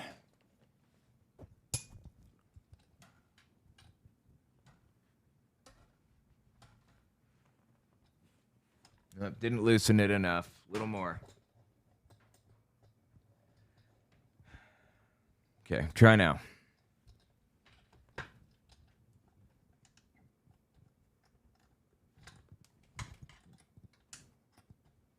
I guess I could use my other microphone. Like I said, I hooked it up to be used, you know, in case somebody wanted to come in and talk, like my wife or like my kid or something. We can have different, whatever. Okay, here, let me tighten it up real well. Hang on.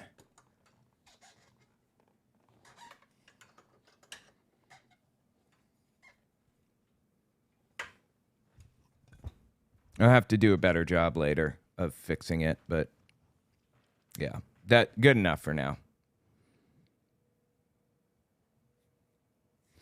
Actually, yeah, let me use the other mic. Hang on.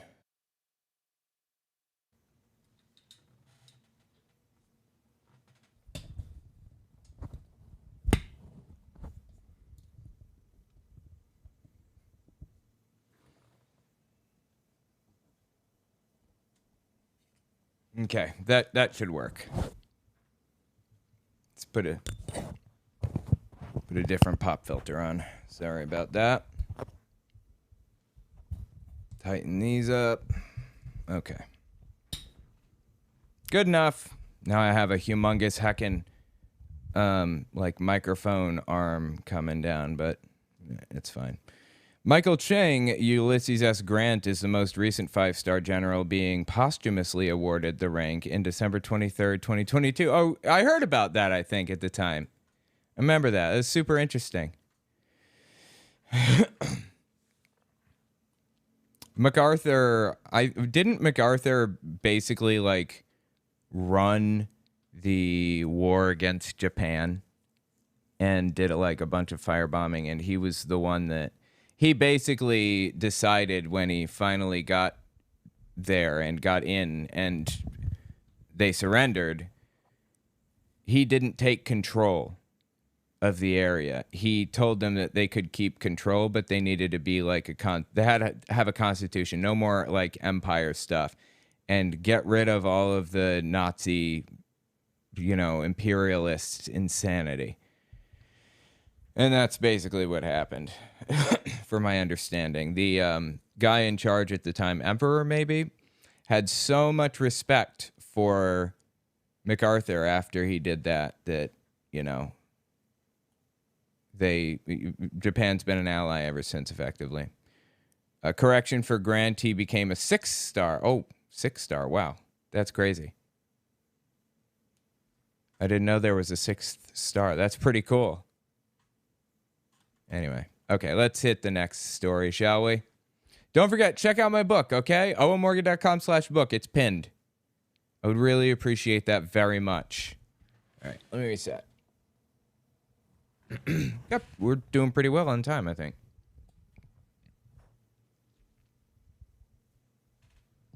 Now I feel like this mic stand is going to fall, even though it's not. I have no reason to think it is. Okay. This one I do have reason to think it's not quite correct, but that's fine. Okay.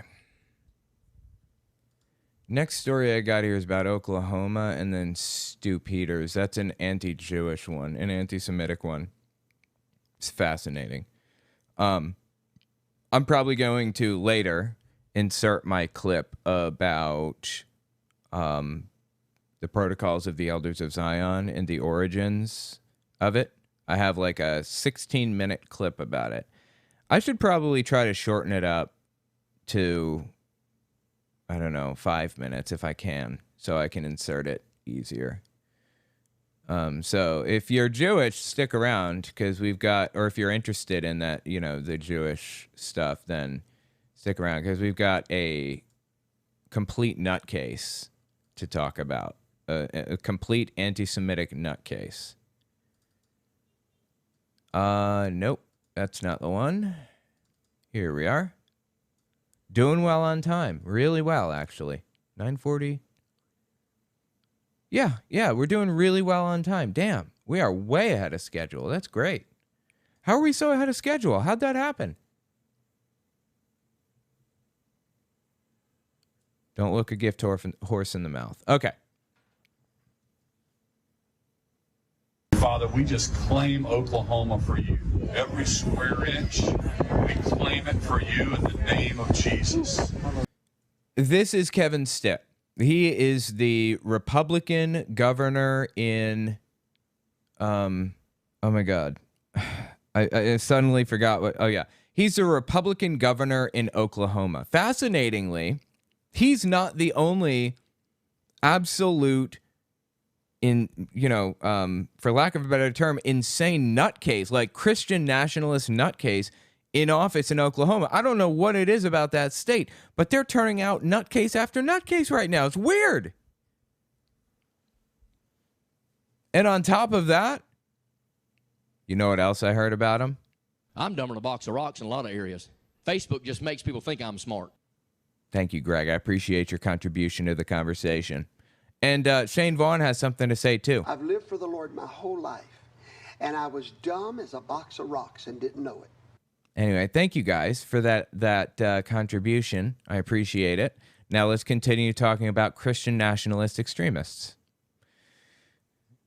This video is a little bit older. It was from 2022, I think. Yeah, it was November 9th, 2022 when this came out originally. And he gave Oklahoma over to Jesus with the authority vested in him by the state. He obviously has no right to do that, no authority to do that. You can't give the state to a foreign power, which is what I guess Jesus is supposed to be, right?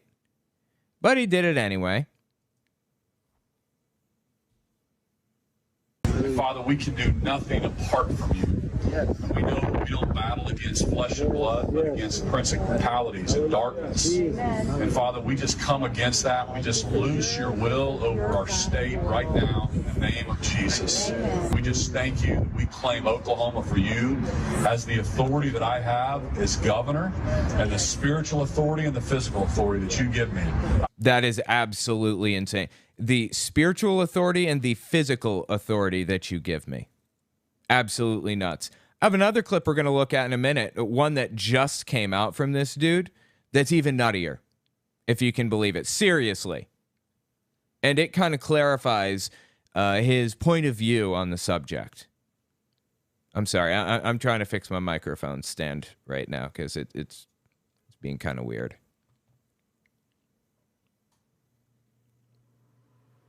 Hold on. I'm just going to jump forward.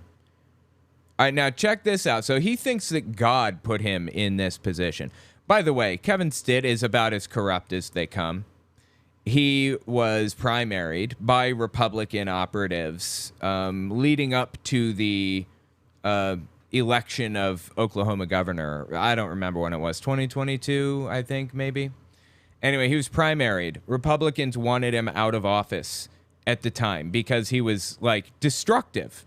He was corrupt and damaging things and making a mess out of stuff. Like, he was not liked by the Republican establishment, basically, because of corruption and stuff.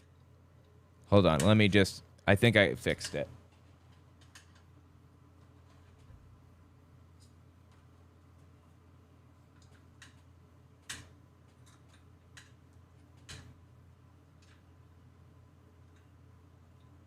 One second, I'm sorry, I'm trying to figure out, which way does this go? Whoop. I did not mean to click that. Does this loosen it or tighten? Okay, that tightens it. So.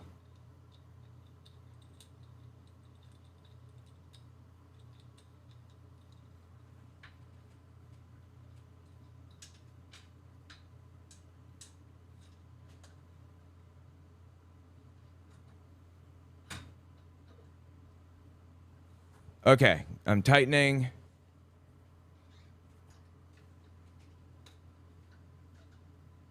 I want to tighten it as much as I can.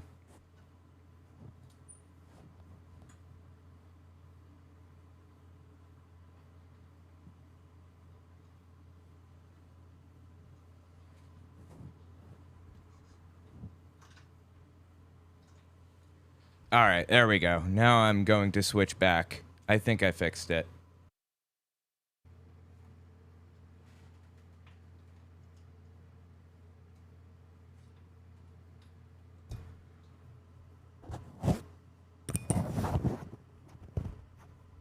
Sorry about that. I'll cut all of that stuff out. I just wanted to switch back to the normal mic because I feel like I like this one's positioning a little bit better. Okay, cool. Oh, we're good. We're good. It came off though. Okay.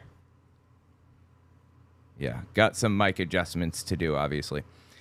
Anyway, Kevin Stitt actually believes that God appointed him to that position despite all of the corruption in his past that the Republican Party brought to everybody's attention. Listen to him explain why God placed him there.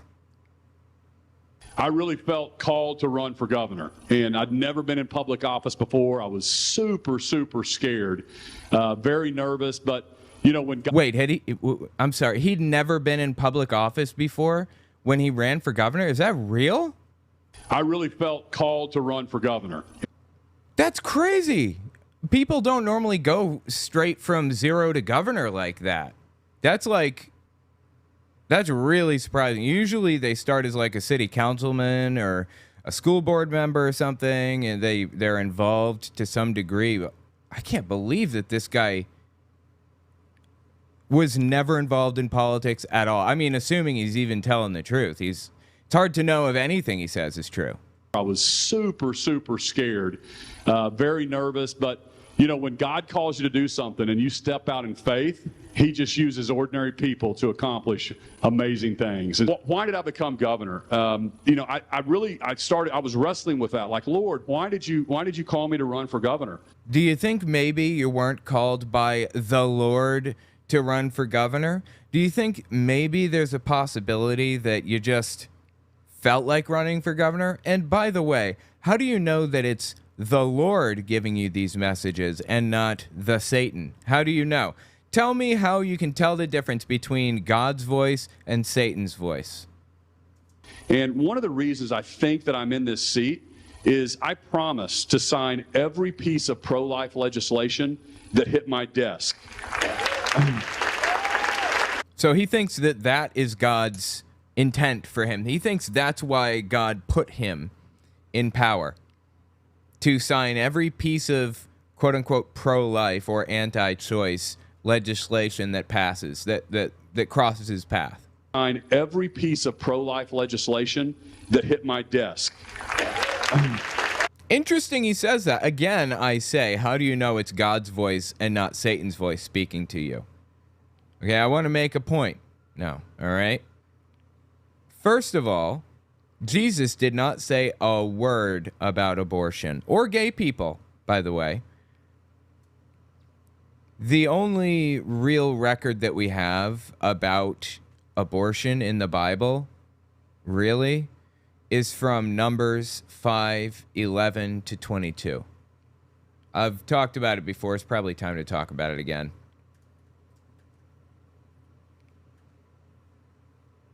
I'm a big fan of this website, Bible Gateway. They've been really valuable.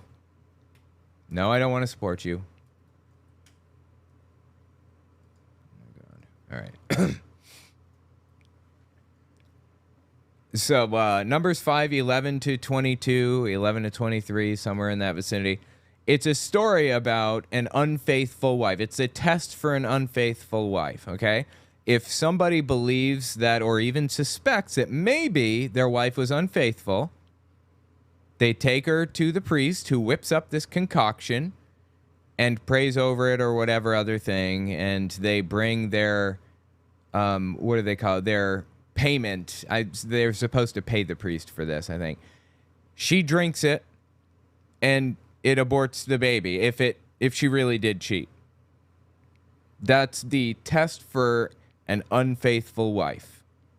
If she cheated, she gets an abortion. The Bible actually describes priests performing abortions in the Old Testament positively.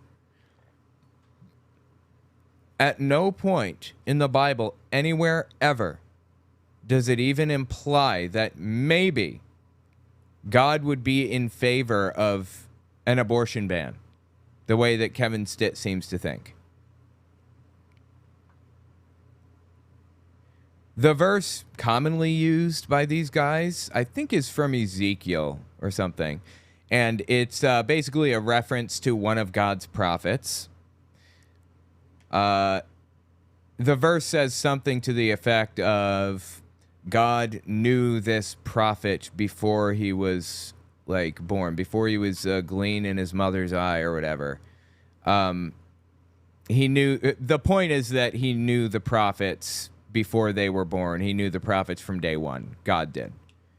And I guess that from that they take the idea that, like, God knows everybody of all time ever. And I guess from that they somehow stretched abortion bad, completely ignoring, like, Numbers 5:11 to 22.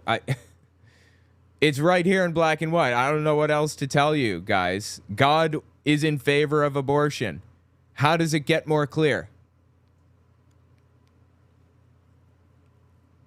Speak to the Israelites and say to them, if any man's wife goes astray and is unfaithful to him, is unfaithful to him, if a man has had intercourse with her, but is hidden from her husband, so that she's undetected, though she has defiled herself, and there's no witness against her, since she was not caught in the act, if the spirit of jealousy comes on him, and he is jealous of her, since he was not caught, and he is jealous of his wife, who has defiled herself.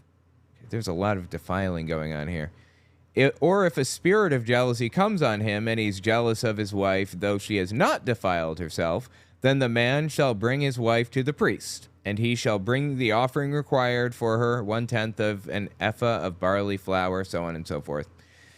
Then the priest shall bring her near and set her before the Lord. The priest shall take the holy water in the earthen vessel, take some of the dust on the floor of the tabernacle, put it into the water. The priest shall set the woman before the Lord, dishevel the woman's hair, place in her hands the grain offering of remembrance, which is a grain offering of jealousy.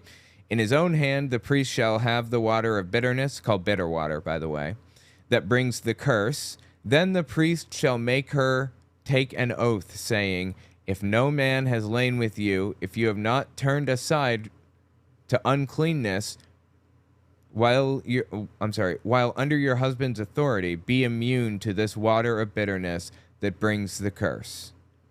But if you've gone astray while under your husband's authority, if you've defiled yourself, and some man other than your husband has had intercourse with you, let the priest make the woman take... Wait, did I miss a spot? But if you have gone astray while under your husband's authority, if you have defiled yourself, and some man other than your husband has had intercourse with you... And then there's just a dash. That's weird. It feels like there should be more to that sentence. Let the priest make the woman take the oath of the curse and say to the woman, the Lord make you an execration and an oath among your people. When the Lord makes your uterus drop, your womb discharge, now may this water that brings the curse enter your bowels and make your womb discharge, your uterus drop, and the woman shall say, amen, amen. So it's describing an abortion. It's describing a priest performing an abortion. Bitter water. Don't know exactly what was in it. I mean, it describes some stuff on the tabernacle floor, I guess. But, who knows exactly what that was. They had abortion. They've had abortion for a long, long time. So it's existed for like ever, okay? What makes Kevin Stitt think that God is anti-abortion? I'm just like, I'm lost. So he thinks that God called him to sign anti-abortion legislation? Again, I ask, how do we know it's God's voice you're hearing and not Satan's? My desk. And I had no idea when I became governor that Roe v. Wade was going to be overturned, and I was going to be able to be the governor that banned abortion in the state of Oklahoma. Yeah, that doesn't really seem like a choice that God would want you to make, actually. Seriously, it seems like a choice that Satan would want you to make because it's not what God ordained or expected of people. And by the way, Jewish people don't have a problem with abortion like Christians do. There's obviously a line, as there should be. My line is 15 to 20 weeks. That's when it should be taken a lot more seriously. It's not even viable outside the womb until really 25 to 30 weeks. And even then, it's a stretch. I think the earliest was 22 weeks, and it was like an intensive care thing. Had to spend months in the ICU and everything, barely made it. 25 to 30 is still barely making it. I mean, it's supposed to last 40 weeks, the whole pregnancy is. 40 weeks. So I have no problem with people ending in pregnancy between 15 and 20 weeks. I would prefer they end the pregnancy before 15 weeks. I think that'd be ideal. But 15 to 20 weeks, if you got to do it, you got to do it. And after 20 weeks, you should have some very special circumstances, like doctor's notes and all kinds of really good reasons to have it done after 20 weeks. Like there's no head, or it's literally going to kill both you and the baby to follow through with the pregnancy, for example, that kind of thing. I think that's a reasonable position, in my opinion. Of course, he thinks his opinion's reasonable. I think that the Jewish community generally agrees with that opinion also. And the reason I'm even bringing Jews into this is because that's where this guy is getting this lore from, this idea that God hates abortion. The Old Testament. He's getting this from Jewish scripture. Bro, you are not an expert on Jewish scripture. You know who is an expert on Jewish scripture? Jews. If Jews are telling you you're reading it wrong, that's not correct, that's not how God felt, that it doesn't say anything about that anywhere, maybe you should listen. Dude, seriously, like, it gets crazier and crazier in Oklahoma. I don't know what is going on with this place, but it is turning out nutbags like mad. Dusty Devers, for example. I don't know if you've heard of him or not, but I had not heard a word about in vitro fertilization being bad until very, very recently. Dusty Devers was the first one. This guy right here on screen. He was the first one that I ever heard it from.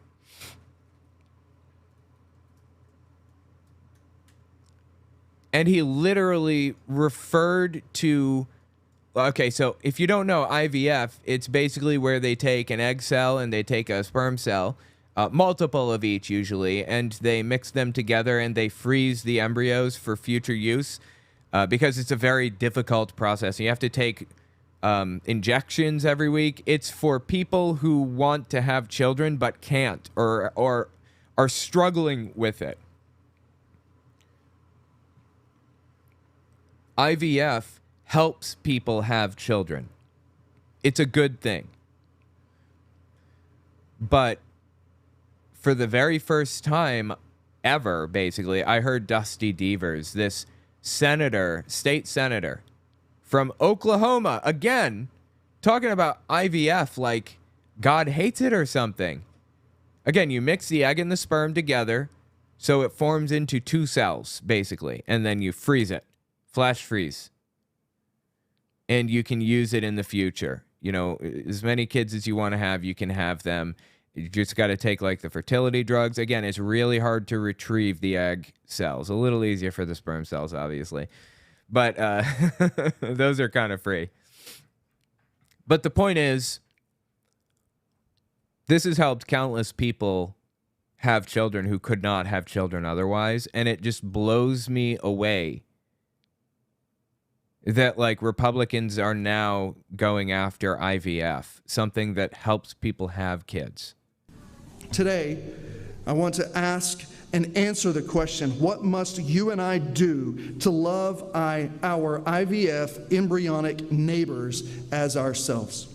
Our IVF embryonic neighbors. Later on, I don't want to watch this video right now, but later on, he even says that we have to help them get out of like their frozen prison cell or some other thing. That is insane. Get help. It should matter. Millions of our embryonic neighbors unnecessarily are being led to slaughter every year by IVF and assisted reproductive technologies. And bro, it's literally an embryo, two cells that have connected and are flash frozen for future use if the couple wants to have children and they're struggling with it. What the hell are you talking about? Our embryonic neighbors. What? Reproductive technologies and countless others are cryo-incarcerated in frozen prisons. Cryo-incarcerated in frozen prisons. That's insane. That's Dusty Devers. That was my introduction to the dude, basically. Again, Oklahoma State Senator. Okay? Listen to what Dusty Devers had to say just the other day. This one was actually, wait.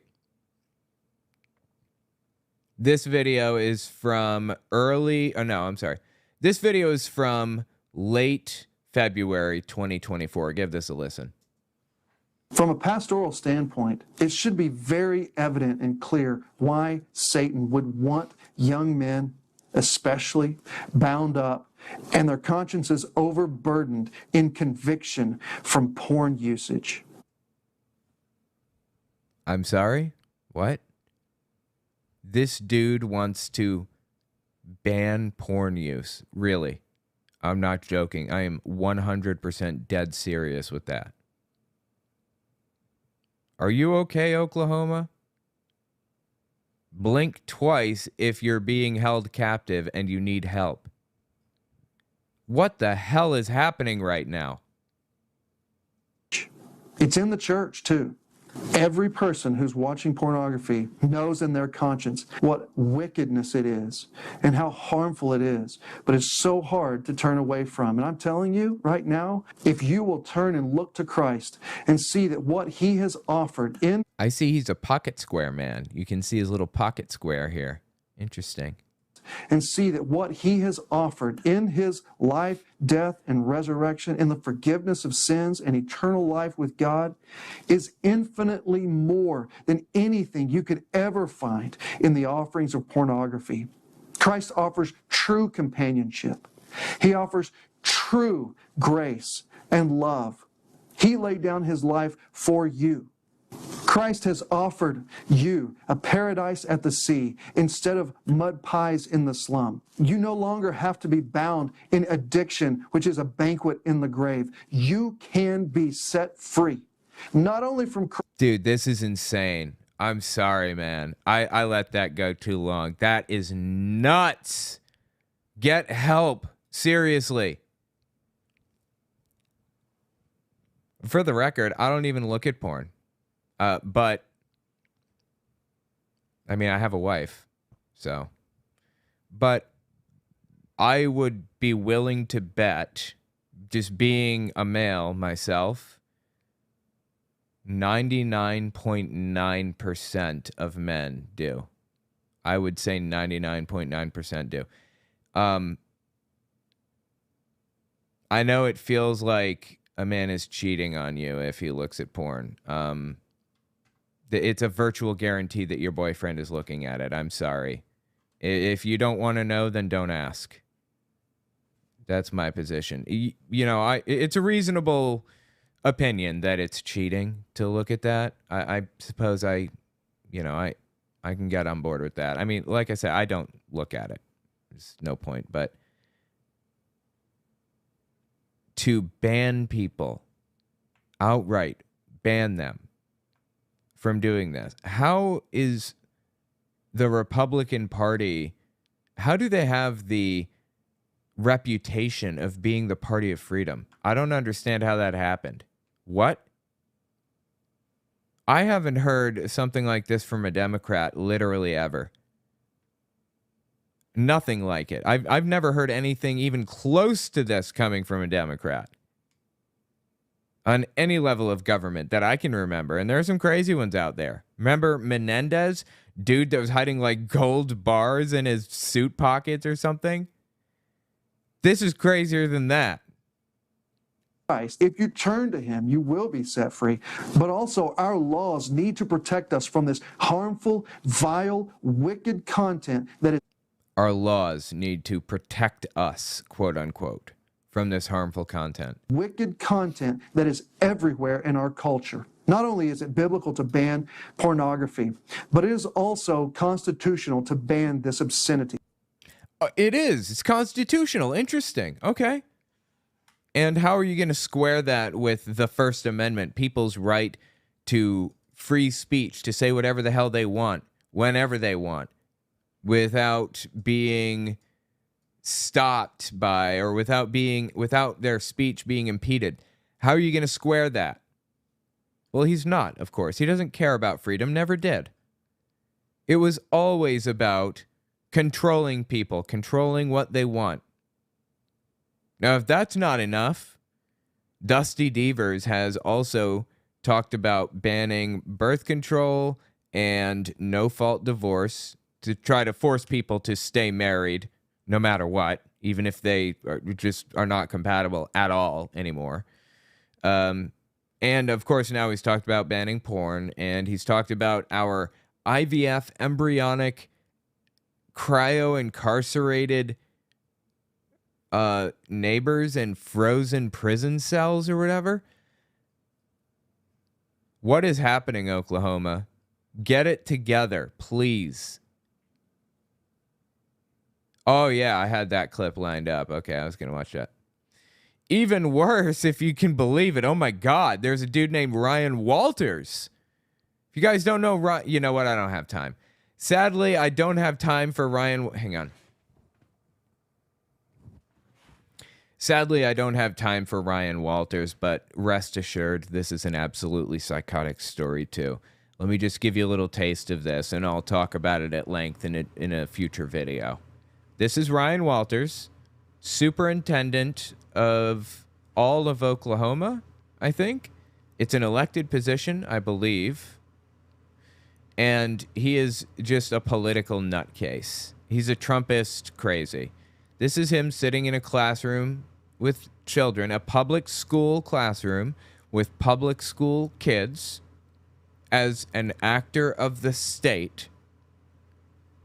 And he imposes his religious beliefs as the state onto other people who are too young to know any better.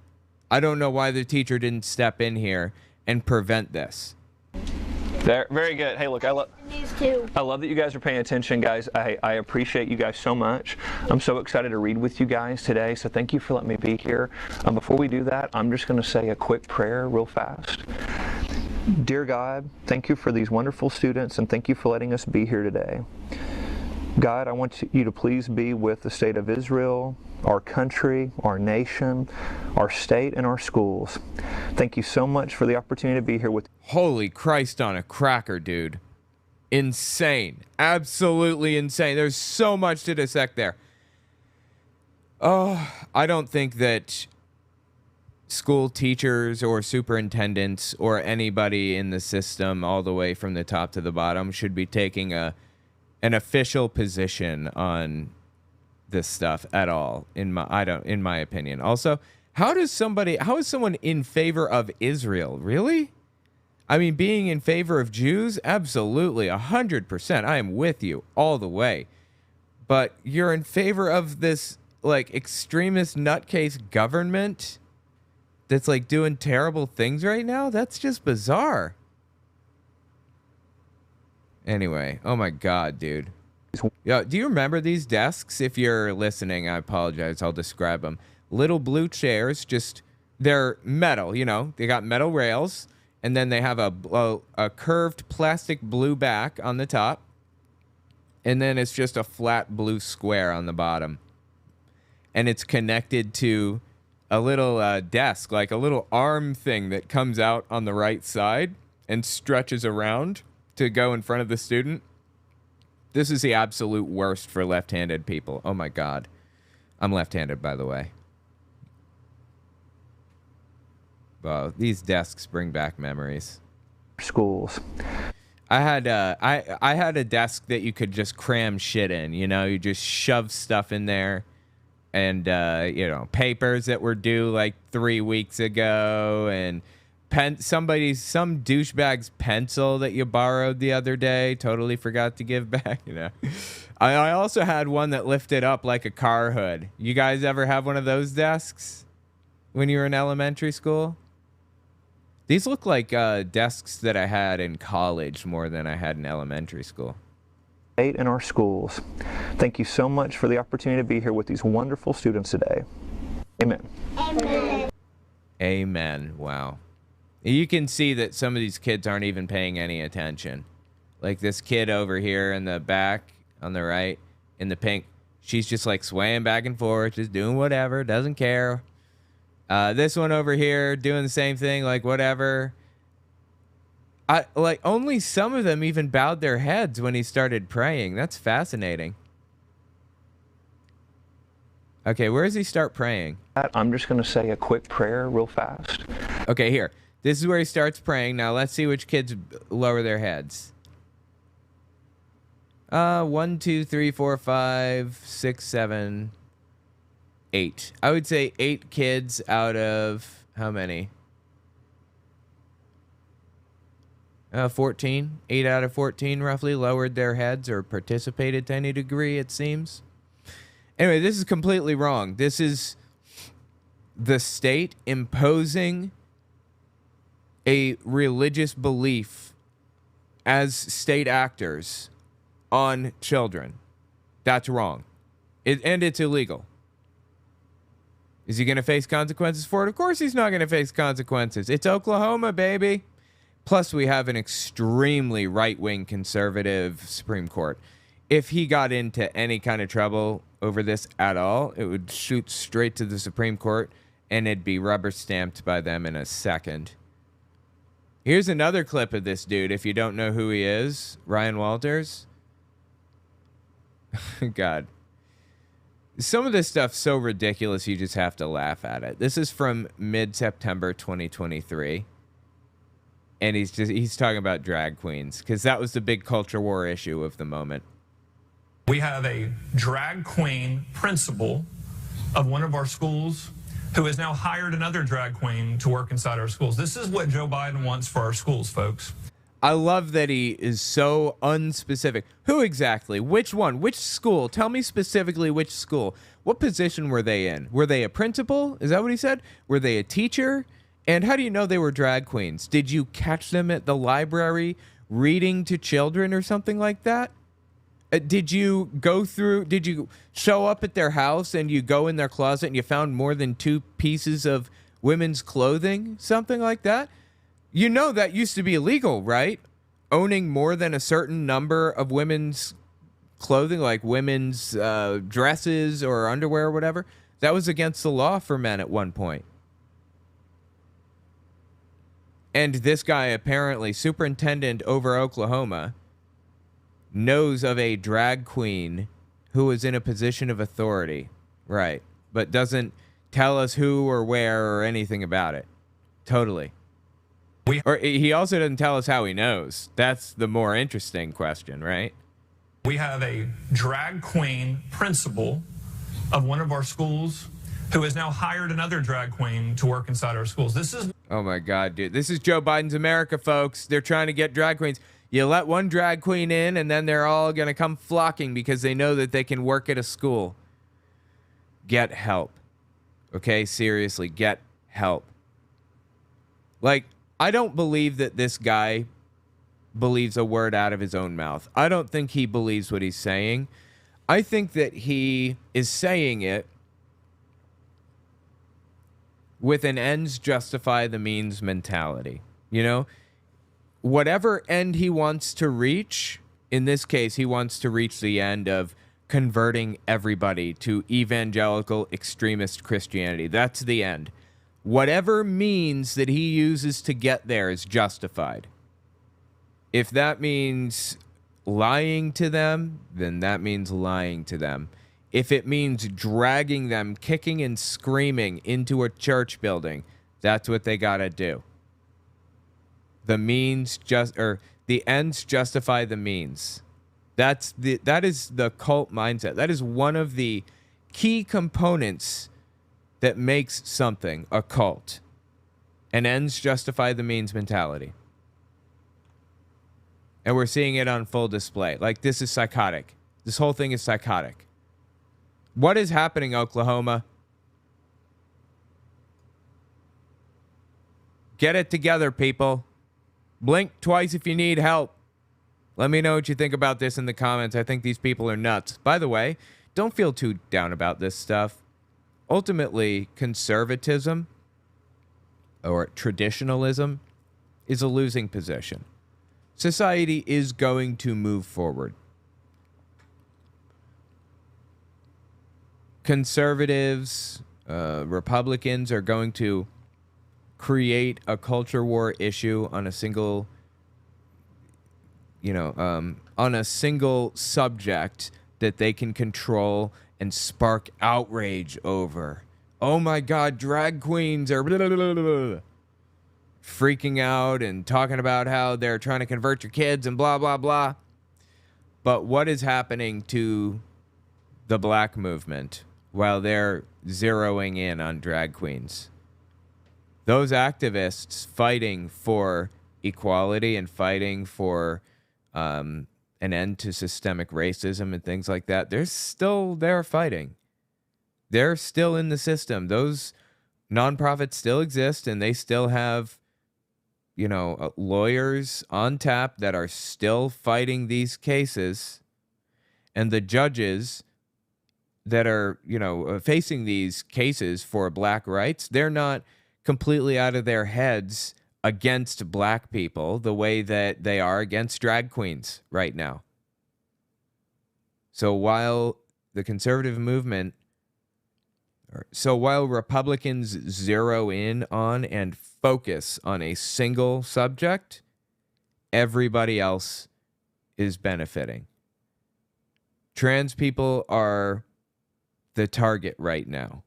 Well, trans people have been the target in the past and are still kind of the target right now. Drag queens and everything. At this moment, I would say abortion is really heavily a highlight of everything. Like, it's all over the place right now. Like, Kevin Stitt talking about God putting him into office to veto any abortion bills or whatever. Or Dusty Devers talking about, like, porn use or, you know, IVF, embryonic cells of prisons and so on and so forth. Like, that's what people are focusing on. But while they're having their little outrage fest, their little hissy fit, the way that my cats have hissy fits when they're hungry, when it's dinner time, when they're doing that over stupid shit, we have people in other industries, other areas of society who are succeeding.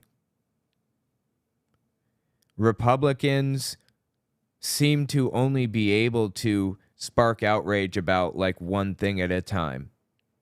It moves from thing to thing. And while it's not focused on the black community, we can make progress there. Right now, it's focused on abortion. Let's make some trans progress. Let's make some gay progress.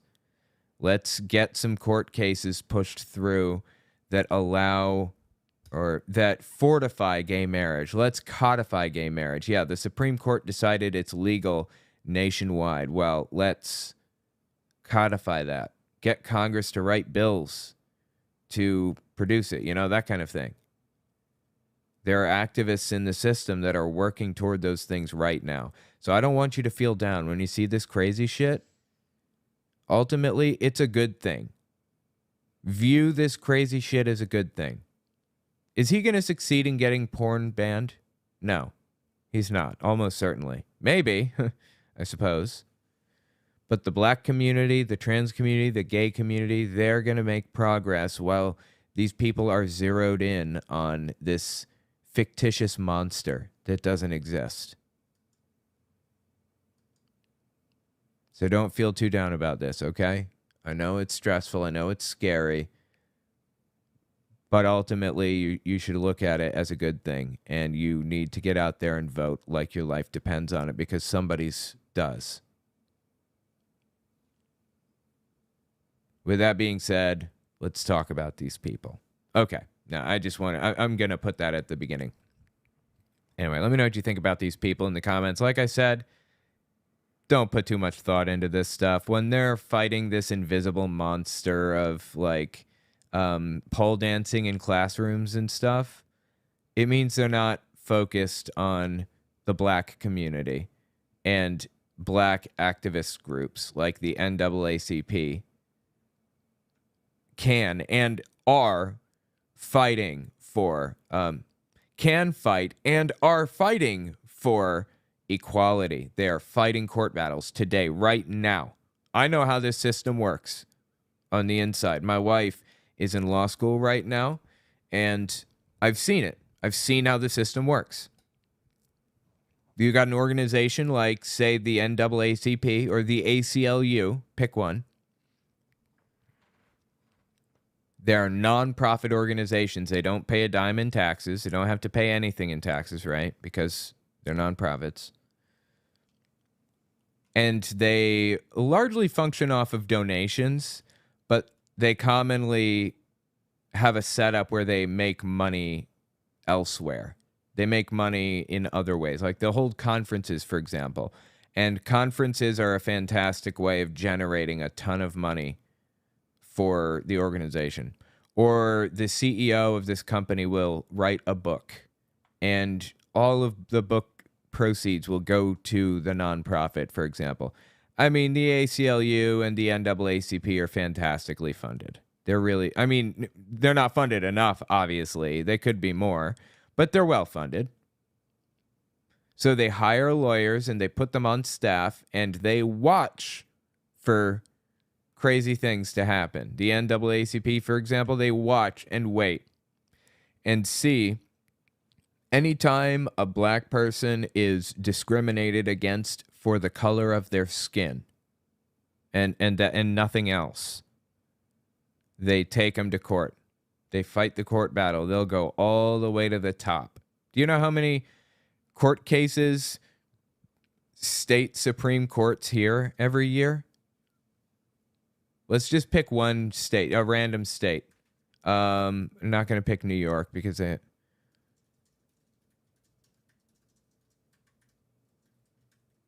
Okay, yeah. So the highest court in New York State is the Court of Appeals. That's unique. In pretty much every state, it's the Supreme Court of Oklahoma or the Supreme Court of Texas or whatever. The Court of Appeals, how many cases per year? Federal courts of appeals routinely handle more than 50,000 cases each year. Okay, so that sounds like appellate court. So that's like one level up. It's not the Supreme Court. That's just appellate courts. 50,000 cases a year on a state level. That's a lot. That's a lot of progress that people are making and fighting for. Okay, there's a lot of progress being made. I don't want you guys to feel down about this, for real. Don't feel bad. Don't feel down. When these people act like fools and target invisible monsters, we're making progress elsewhere. Let them. Let them target these monsters, and while they do, start donating to the NAACP. Start donating to the ACLU. Start sending money, start volunteering, start helping in whatever way you possibly can in areas that are not being politicized by right-wing extremists. Anyway, tell me what you think about it in the comments. All right, let me reset my camera, take a short break. Yeah, just give me 30 seconds. I'll be right back, okay? You're listening to the Telltale Channel. Don't forget to check me out on all social media. Patreon, Twitter, Teespring, and Etsy. All links can be found in the description or on my website, telltaleatheist.com.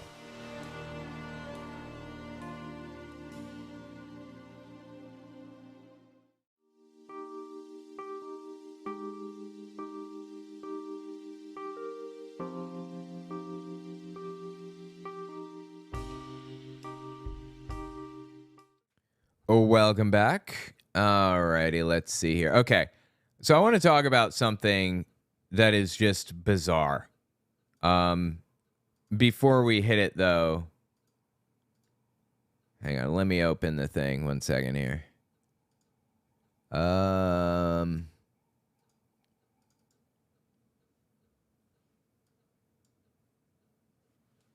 Thank you for favoriting my shop. I appreciate that. By the way, check out my book, Understanding Jehovah's Witnesses. It's designed for anybody, absolutely anybody, to understand, no matter who you are. It's intended for people to pick up and learn about the religion. If you're an ex-Jehovah's Witness, it'll give you some ammunition to use when in conversation with a Jehovah's Witness. Some questions to ask them. Well-researched questions, by the way. Very well-researched.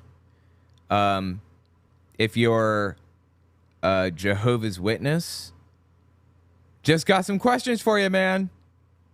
If you've never been affiliated, it will teach you to be a Jehovah's Witness beginning to end. It'll talk about the process of baptism, what it's like to go to conventions. It'll talk about their magazines and their books and how they, you know, how they work, how many bags they carry, and what service is like. It'll tell you the whole thing. It'll tell you their history from beginning to end, and I tell my story in it too. So please check out the book, okay? It's pinned right now in the on the top there. So please check out the book. I would appreciate that very much. I'm super excited to get it pushed out. I'm hoping it's going to be in the next 2 weeks that I'll be able to. I mean, that's so optimistic, but, you know, the sooner the better. I'm just so excited to get it out. You can pre-order at owenmorgan.com/book, so give it a look. All right.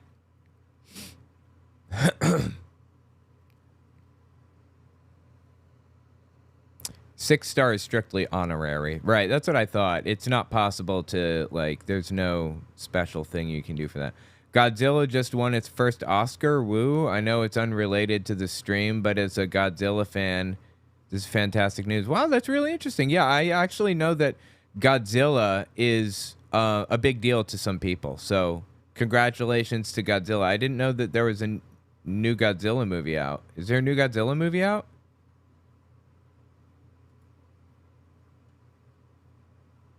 Oh, wait.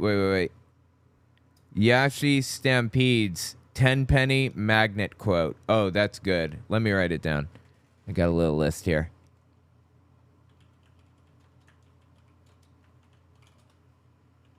I'm going to go back through, too. Some people made suggestions I haven't written down. I'm going to go back through the chat later because I can only hit so many, you know. So if I didn't write yours down, but I mentioned it, just... It's good. I'll come back to it. Disappointed! Yeah, that one is pretty good, too. Anyway, I'm dumber than a box of rocks in a lot of areas. Facebook just makes people think I'm smart. I really like that one a lot. I've lived for the Lord my whole life, and I was dumb as a box of rocks and didn't know it. I like both of them. You, with your big educations, you're in trouble. You're in trouble now. I'm such a fan. And I'm also a fan of just repetitive nonsense. Strike and strike and strike and strike and strike and strike and strike and strike. And I also like listening to Kenneth Copeland laugh maniacally like he's a nutcase.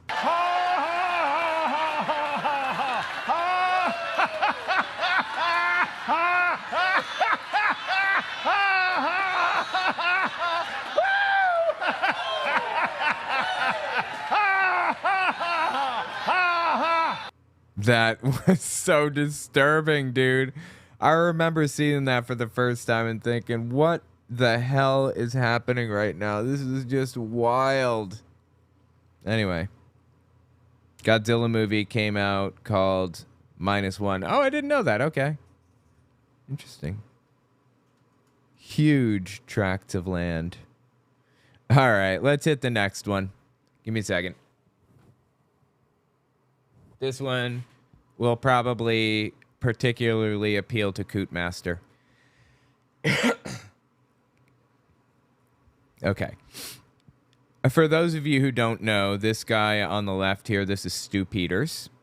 On the right is Sherry Tenpenny. Today I want to talk about Stu Peters because he's gone down this bizarre rabbit hole that I don't even know how to describe. You know what? I'll just let you listen to this. Just check this out. This is an older clip. I just want to introduce you to the guy if you're unfamiliar. This clip specifically... Wait, when is this from? Hold on, I'm sorry, I forgot.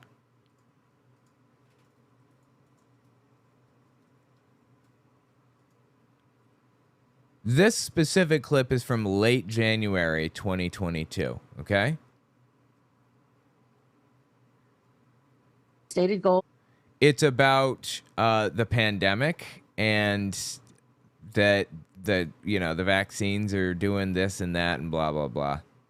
Stated goal is to depopulate the planet, and the ones that are left either make them chronically sick or turn them into transhumanist cyborgs that can be controlled by and manipulated externally. So she made these claims previously. That's what she was saying. That was the beginning of, like, before the clip started. She's saying, I made these claims earlier. By 5G, by magnets, by all sorts of things. We're going to be turned into cyborgs that can be controlled by 5G and by magnets if you get the vaccine. That's what it's going to do. This is the same woman, by the way, that claimed that that people were sticking keys to their foreheads after getting vaccinated. Absolute absurdity. You want to show me a real trick? Then do that with some flour on your forehead and on the key. Nobody ever did that one, of course. Things. Now, I got dragged through the mud by the mainstream media when I said that in May yeah? last year in front of the House Committee in Columbus. Well, guess what? It's all true. It's all true. No, it's not. It never was. They talk, the whole issue of quantum entanglement and what these shots do in terms of the frequencies and the electronic frequencies that come inside of your body and that do what in your body? Hook you up to the Internet of Things, the quantum entanglement that happens immediately after you're injected. Oh my God, dude. Absolutely insane. And look at Stu Peters. Dead serious, deadpan face he's got here. He believes it. He knows that she's right here, and that's why he's got her on. That's Stu Peters. Let me show you a little bit more from Stu Peters. I just want to introduce you to him if you've never heard of him before. Let me show you this clip. I'm not sure when this clip is from. I think this clip is from early, I'm sorry. Yeah, I think this clip is from early March 2024. When the whole country is falling apart, you look at, well, who's leading it, and you have all these unelected. Oh, by the way, Vincent James, his guest here, he's a Nazi. And it's so absurd, it's funny, okay, at this point. For the record, before we get into this, I'm sorry, because he's a Nazi, and I need to address this. I support the Jewish community 100% with every bone in my body. And I also support the Palestinian community 100%. I am on Palestine's side. I think the Israeli government has put a lot of time and effort and money, U.S. taxpayer money, into propagandizing to Jewish people around the world and convincing them that the Israeli government is the representative of the Jewish people and that they're all part of the Israeli government. No, the Israeli government is a rogue, insane government who has lost the plot completely and is committing genocide in Jews' name. In Jews' names. It's some really messed up stuff, obviously. So the point is, we're going to talk about anti-Semitism going completely off the rails. And again, it's so ridiculous, it's comical at this point. But before talking about how absolutely insane this anti-Semitism is, I just wanted to make my position clear. I stand with Palestine against Israel. And I stand with Jews against Israel also. The Israeli government is just, they've lost blood. Anyway, all right, let's listen to this Nazi here, Vincent James, be spoken to by Stu Peters. When the whole country is falling apart, you look at, well, who's leading it, and you have all these unelected Jews, and you're like, oh my God, it's all the Jews. And then I go on Alex Jones, and I'm like, look, this is a big problem, the Jews. And then I start digging.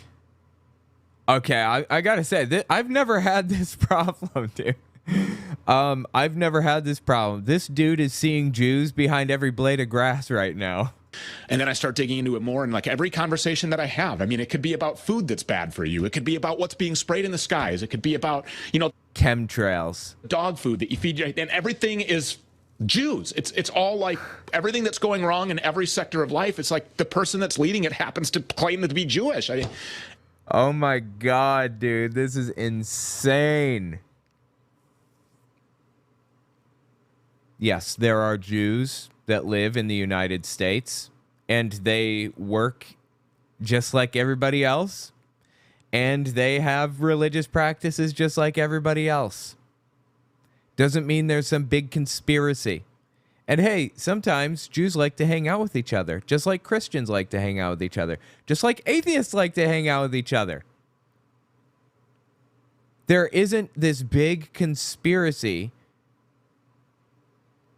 that Stu Peters seems to be like fabricating in his head, where Jews are secretly like pulling strings behind the scenes and trying to control everything, control the economy, and blah, blah, blah, blah. This doesn't exist, okay?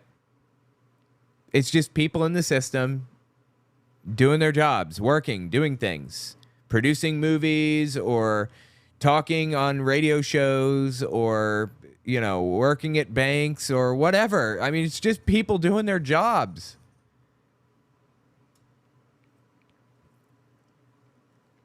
Just finish listening to this, and then we're going to talk about it a little bit more in detail. It's leading it happens to claim to be Jewish. And so I like cognitively made the decision, I'm going to try to pull back and not have this tunnel vision. And there you go. Great. That's a step in the right direction. So it's like, well, these Catholics, oh, good. The Catholics are finally. No, that's the problem, okay, Stu? You don't need to target groups like this. You don't need to zero in on some set group of people and somehow convince yourself that this group is like out to get you or conspiring to blah, blah, blah, whatever. Like, why is he zeroing in on specific groups and making all these wild accusations about them? Okay, so he found some Catholics. Go on. And so it's like, well, these Catholics, oh, good. The Catholics are finally, behind something. Oh, God, we found something other than Jews to blame for something. Fake Catholics are ruining our country with all of this immigration stuff. And guess who's funding the fake Catholics? The Jews. It's so ridiculous. It is comical at this point. This guy is off the rails. For the record, Jews have been the historical scapegoat in society across the world for generations, for 1,000 years or more, a long time. And the reason for that is, let me rephrase. The reason that, all right, let me phrase again. It all started really coming to a head, obviously, in the 1930s in Germany and 1940s. And it was all spurred and revved up by this document that was produced called the Protocols of the Elders of Zion. I've talked about it a couple of times on my channel. So I'm going to insert just a real quick explanation of what it is right here. And just so we're all on the same page. Thanks, past me. Anyway, that's the protocols. I'm sorry. Anyway, that's the Protocols of the Elders of Zion. And that's what I mean when I say Jews are the scapegoats. They've always been the scapegoats, especially since the 1900s, early 1900s and onward. They've been the scapegoats. Anytime anything goes wrong, people look for somebody to blame. And who do they find? Jews. Because they were to blame before, why aren't they to blame this time too? They weren't to blame before, is the problem. There was no big grand conspiracy taking place to control the world or to, I don't know, control the economy or the media or the whatever. Like, all of it is fake. It was all fake all along. Come back to reality with the rest of us. Insanely, Stu Peters went on a couple of absolutely wild rants about Jews and their integration into the system, or let me rephrase. Wildly, Stu Peters went off on this whole tangent about Jews controlling this and that and being responsible for all kinds of stuff. So I wanted to listen to a little bit of his insane ranting. By the way, thank you, Zahariel. I appreciate that. Got a book order for Zahariel and Scott. Thank you guys so much. I really appreciate it. I hope you guys like the book. I have a running order right now. It's going to be 250 books. It's 8 boxes. And each box, I wrote it down. Each box is, how big are the boxes? Shit, I wrote it down and I can't find it now.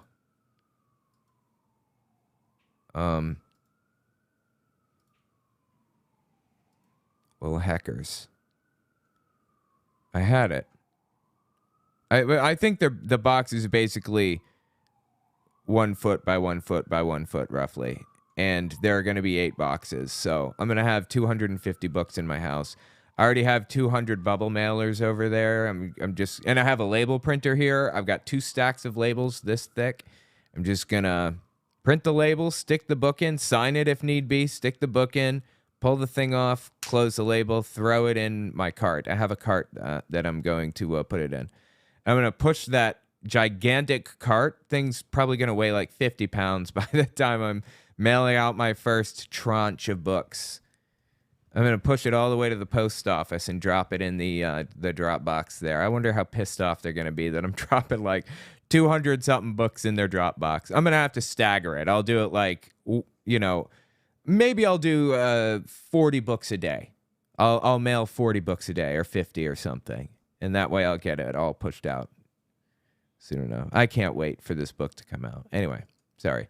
Just a little side note there for a second. Thank you, Zahariel. Appreciate it. Don't forget, check out the book, okay? All right, listen to Stu Peters blame Jews for literally everything. And Weimar, of course, was the birthplace of the transgenderism and gay rights movements that have once again reared their ugly heads to plague Western Christian society, especially America. By the way, Weimar, what he said in the beginning, the Weimar Republic was the government that existed before the Nazi government took power, basically. It existed from after World War I, roughly 1919 to 1933, somewhere in there. And people were generally free. I mean, you know, it was okay. It wasn't terrible in Germany during that time. It could be worse. It wasn't great, but it could have been worse. The people were experimenting and learning and studying and progressing, and society was growing. You know, when people are free to do what they want to do and free to explore their own interests and identities and everything else, you are naturally going to find that some percentage of the population, when you open it up and make it free that way, is left-handed. Left-handed people didn't feel free to come out about that before. So the percentage was about 1 to 2%. Now it's about 12%. About 12% of the world is left-handed, give or take. I mean, I'm one of those left-handed people. It's been a while since I looked it up.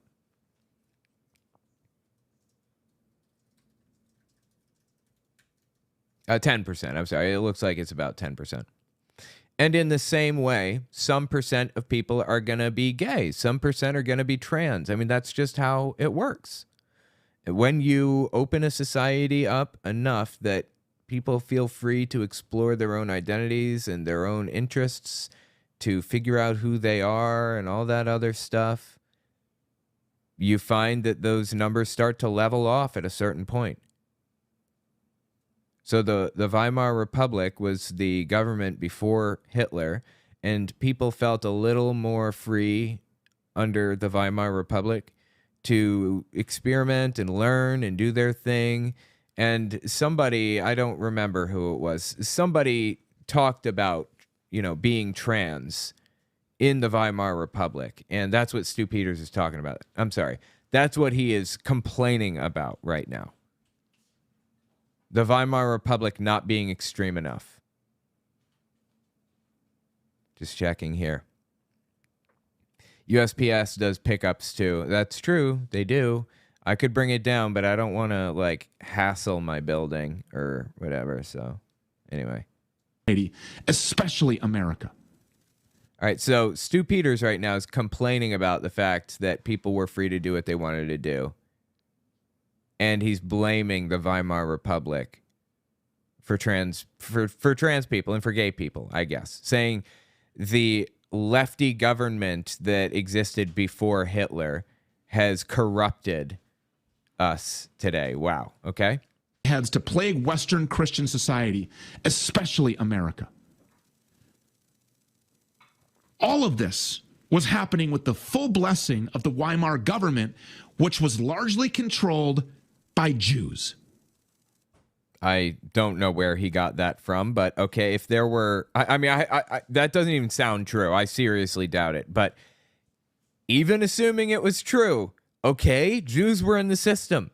So, do you realize that the neighborhood that I live in is like 52% Jewish? Yeah, there are Jews in this country. Are you kidding me? I mean, there are Jews everywhere. They're all over the place. Actually, they're really not all over the place anymore.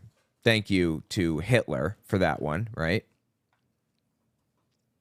This dude is seeing Jews behind every blade of grass, and it's insane. By Jews. The Jews controlled the German court system.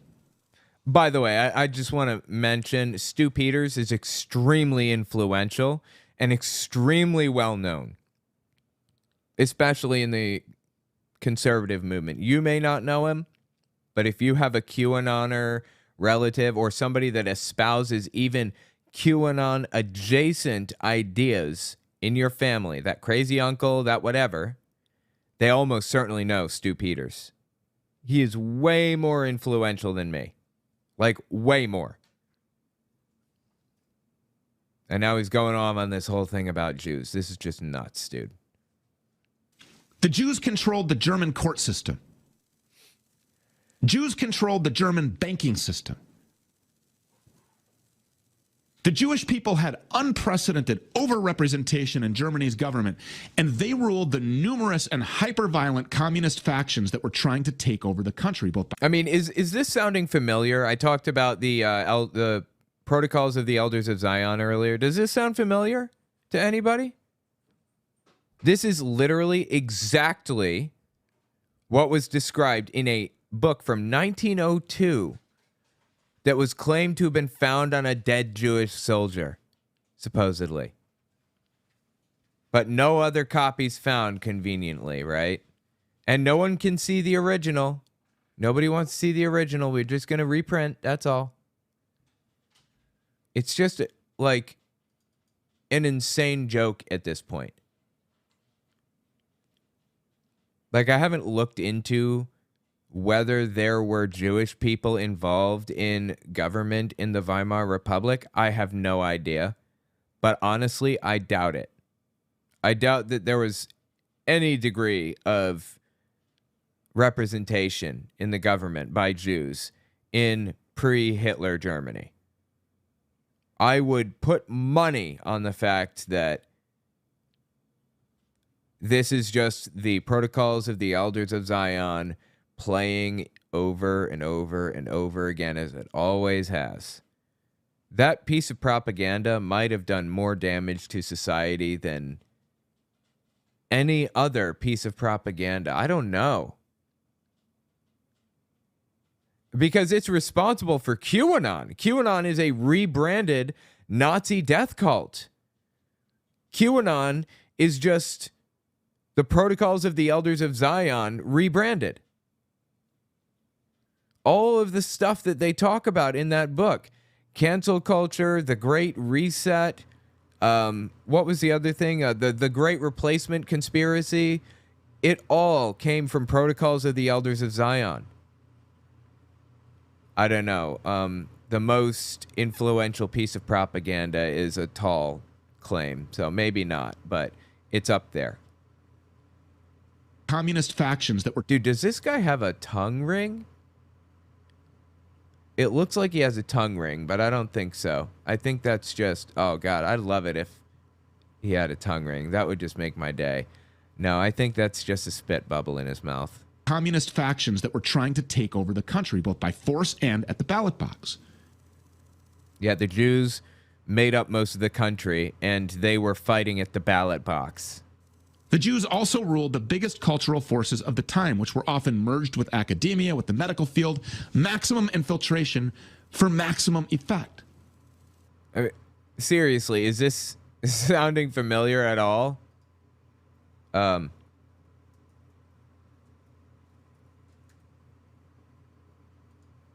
on.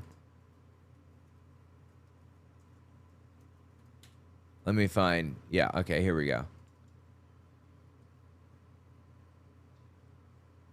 This is straight from the Protocols of the Elders of Zion. Lance Wallnau, Christian nationalist, explains it here in his breakdown on Flashpoint, early March 2022. 3% of the population, roughly 3 to 4% of the population, are radical leftist elites. 30% of the population are evangelical born-again Christians that are inclined to go towards Pentecostal language. I mean, we're really out there. 30% against 3%. but they... I mean, that's just nonsense. There's no, like, radical leftist elite class or whatever. It's just people living their lives, doing their thing, or whatever. But the plan that Walnut has to, quote-unquote, retake the country from the radical elites is the exact plan laid out in the Protocols of the Elders of Zion, which is claimed that the Jews were enacting on Tsarist Russia, actually, originally. That's where the Protocols was from, Tsarist Russia. Against 3%, but they neutralize the church because they're also in religion. They changed the definition of marriage, so they've taken over family. They've totally taken over academia, so the education institutions are teaching leftist theology or leftist ideology and silencing conservatives. They're controlling government right now. They've taken over legacy media, Hollywood, entertainment, and arts, and now they've got Wall Street. So the economy, the government, what were some of the other... Hang on. Ideology or leftist ideology. Oh, yeah. College, like education. Those are the mountains, basically. The 7 mountains. This is called the 7 Mountains Mandate. And it is ripped right out of the Protocols of the Elders of Zion. It is the plan outlined originally in the Protocols of the Elders of Zion. This is how the Jews were supposedly going to take over Russia secretly. I mean, is any of this sounding familiar right now?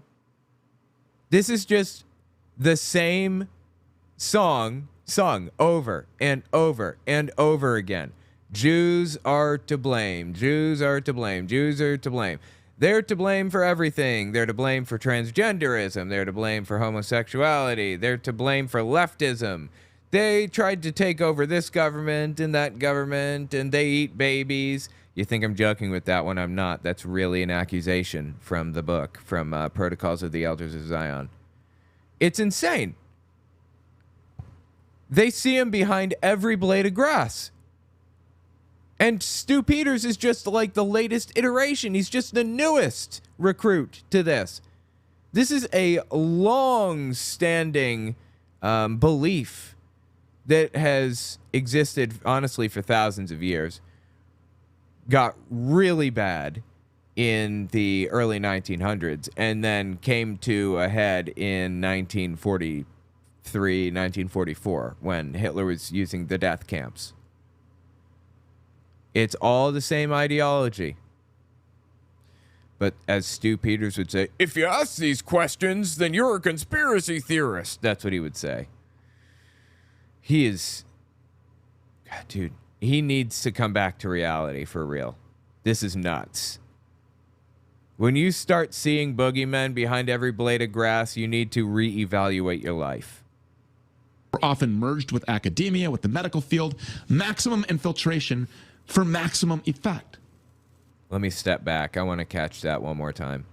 People had unprecedented overrepresentation in Germany's government, and they ruled the numerous and hyper-violent communist factions that were trying to take over the country, both by force and at the ballot box. The Jews also ruled the biggest cultural forces of the time, which were often merged with academia, with the medical field. I mean, you're catching this, right? The Jews controlled the biggest cultural... What was it he said? The biggest cultural what of the time? Ruled the biggest cultural forces of the time. You're right, the biggest cultural forces of the time. The economy, the government, media, art, so on and so forth. The 7 mountains, if you will. Sounding familiar? Did this dude read the Protocols of the Elders of Zion or something? Were often merged with academia, with the medical field. Maximum infiltration for maximum effect. Sound familiar? Oh, yeah, it does. It sounds exactly like the Protocols of the Elders of Zion. He wants me to say it. It sounds like what's happening today. Apparently, the Jews are doing the same thing today as they were in Germany in 1933, I guess. Wow, dude. This is honestly sad. This is honestly sad. It's sad to know that there really are people out here who are dead set on blaming Jews specifically for every problem that they have in their life. Like, please, guys, get over it. Talk to a therapist. And stop blaming other people and other things for your problems and start taking accountability and figure out how to fix it. Yes, there are Jews that work in Hollywood, and there are Jews that work in banks, and there are Jews that work in government, and there are Jews that work in, I don't know, like, go down the list. All 7 mountains. Yeah, there are people in those positions that are Jewish. There's no big grand conspiracy to, like, control all of these individual pieces for, like, what's even the goal at the end? Like, why does he think that the Jews want to control the government in the U.S.? And if it failed in Germany and it led to, you know, the Holocaust, and it failed in Tsarist Russia in the early 1900s, why does he think that this would, like, be playing over again? This is absolutely nuts, dude. And you know the saddest part about this? This clip collection that I put together is 16 minutes long, and we're 2.5 minutes in. I sadly, like, he said so much crazy stuff about this that I can't hit it all. Maybe I'll cover this in, like, a dedicated video on my main channel. I'll cover the rest. This is wild, dude. They would set their crosshairs on something. They would decide on... They. You hear him using weasel words there? They. Weasel words are words used to refer to some ambiguous, secretive authority that you don't have to specify. Well, who is they?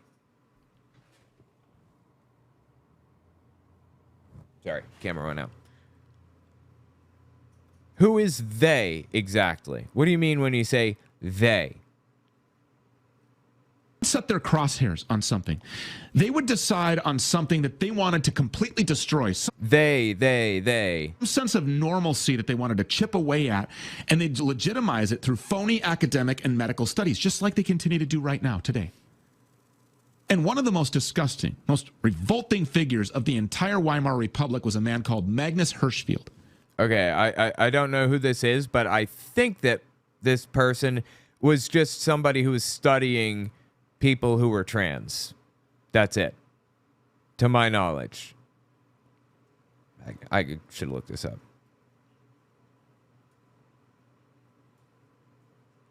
Let's just look this up real quick out of curiosity. There's a Wikipedia page on him. Of course, Stu would say, oh, you can't trust Wikipedia. It's the... God, it's the... what would he say about Wikipedia? It's the deep state. The Jews control it, right? From 1868 to 1935 is how long he lived. He was a Jewish-German physician and sexologist whose citizenship was later revoked by the Nazi government. Hirschfeld was educated in philosophy, philology, never heard of it. What is this? The study of language in oral and written historical sources. Oh, okay. And medicine. An outspoken advocate for sexual minorities, such as, you know, gay people, trans people, LGBT community. He's an outspoken advocate for LGBT people. Hirschfeld founded the Scientific Humanitarian Committee and World League for Sexual Reform. The World League for Sexual Reform was a league for coordinating policy reforms related to greater openness around sex, apparently. Okay. He based his practice in Berlin, Charlottenburg during the Weimar period. Again, the government that came after World War I and before World War II, 1919 to 1933, roughly. Hold on a minute. Where was I? I just lost my place.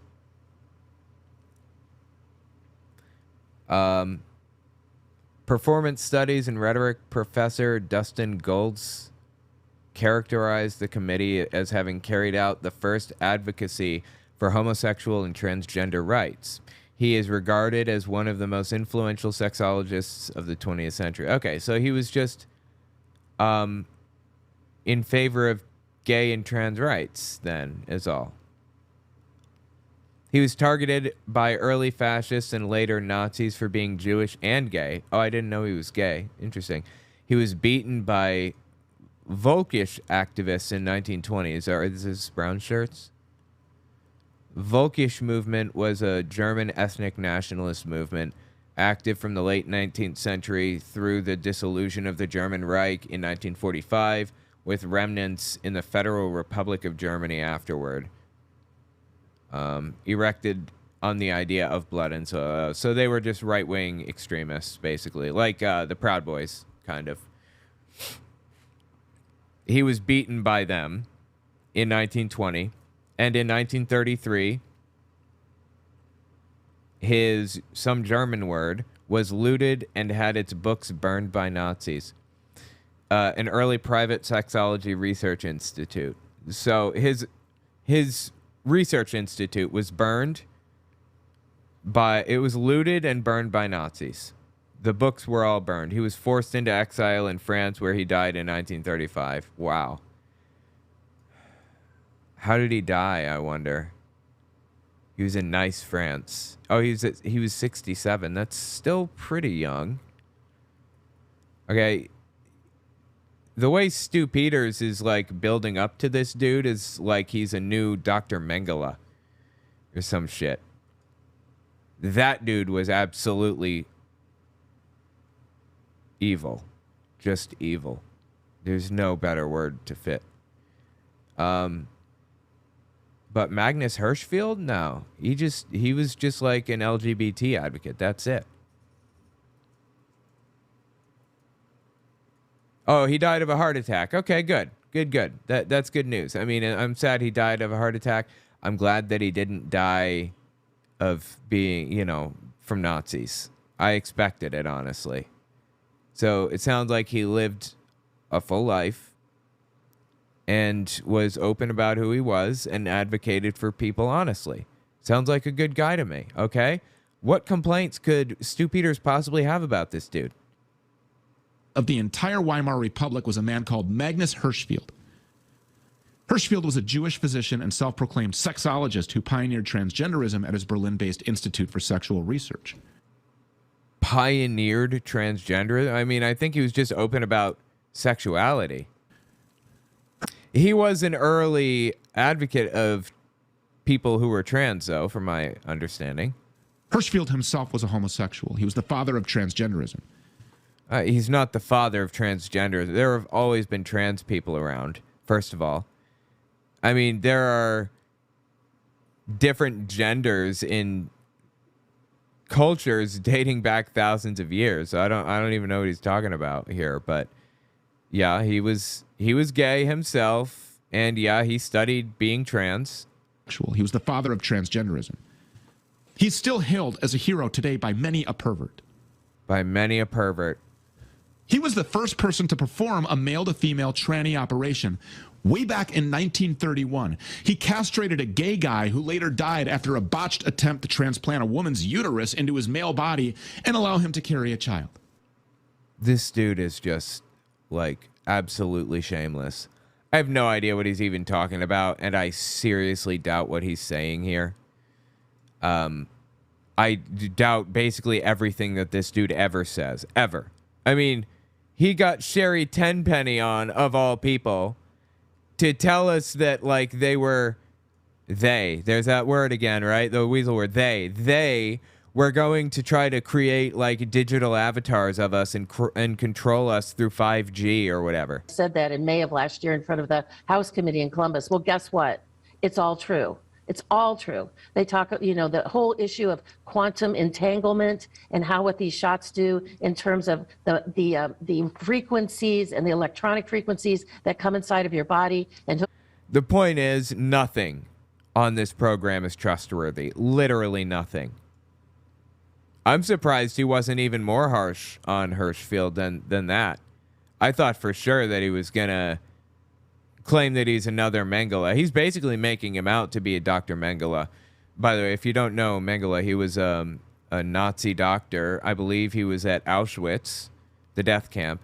And, you know, people didn't view Jews as humans at the time. And some people still don't, honestly. Stu Peters is probably one of those people. So Mengele felt free. I mean, I don't think he had a conscience anyway. I don't believe that Mengele was even capable of feeling emotion. I believe he had psychopathy. So he carried out experiments on live, awake, and aware human beings that would never be acceptable to anybody, ever. Mengele was absolutely evil. You think that Hitler was evil? Yeah, Hitler had some pretty insane views and organized this whole effort to exterminate people. But Mengele had a twisted mind. That guy was just messed up. And Stu Peters here is telling us that what's his name?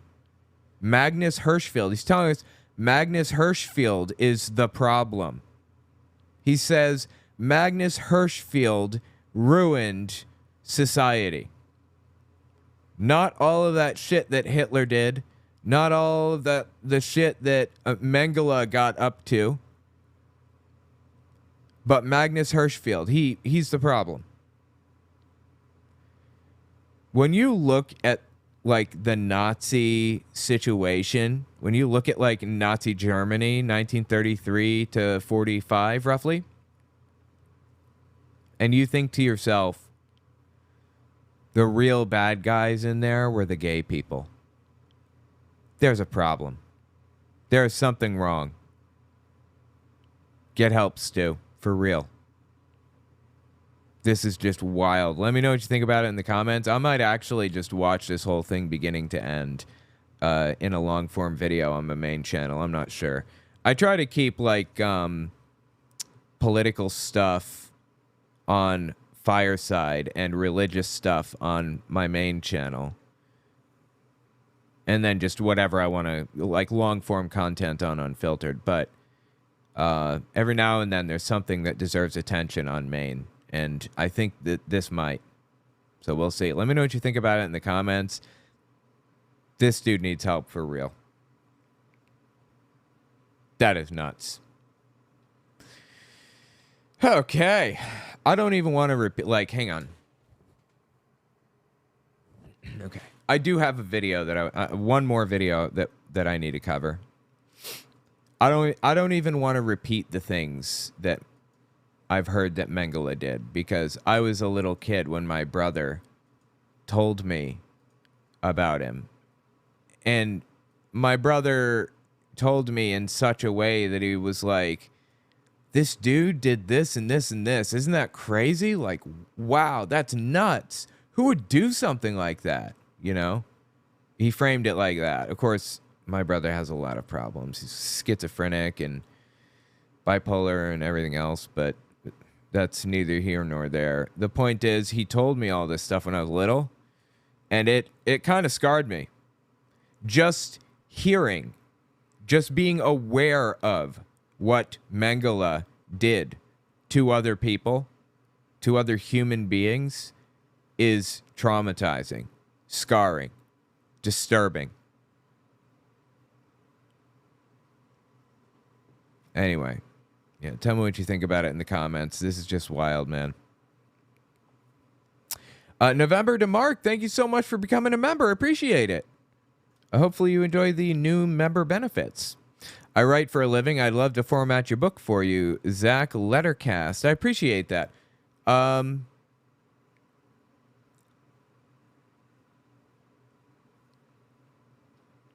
tell you what. Hold on.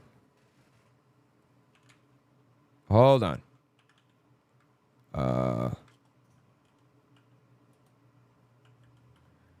Okay, go to owenmorgan.com/BCP. owenmorgan.com/BCP.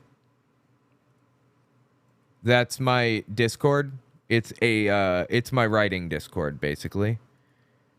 And I believe that, yeah, just at me there.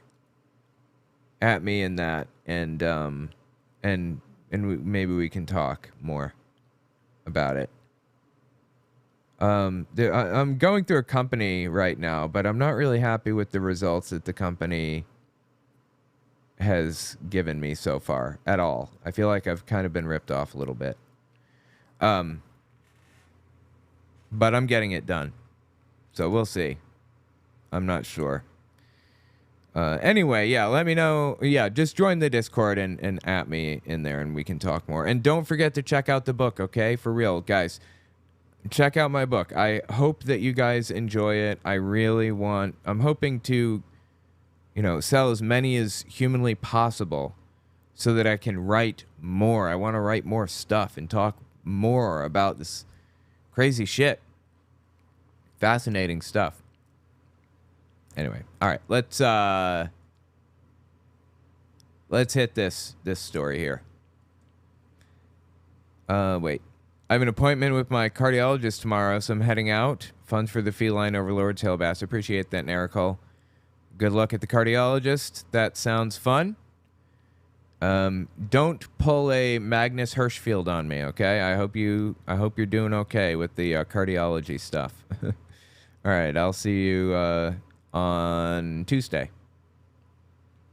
All right, let's hit this story.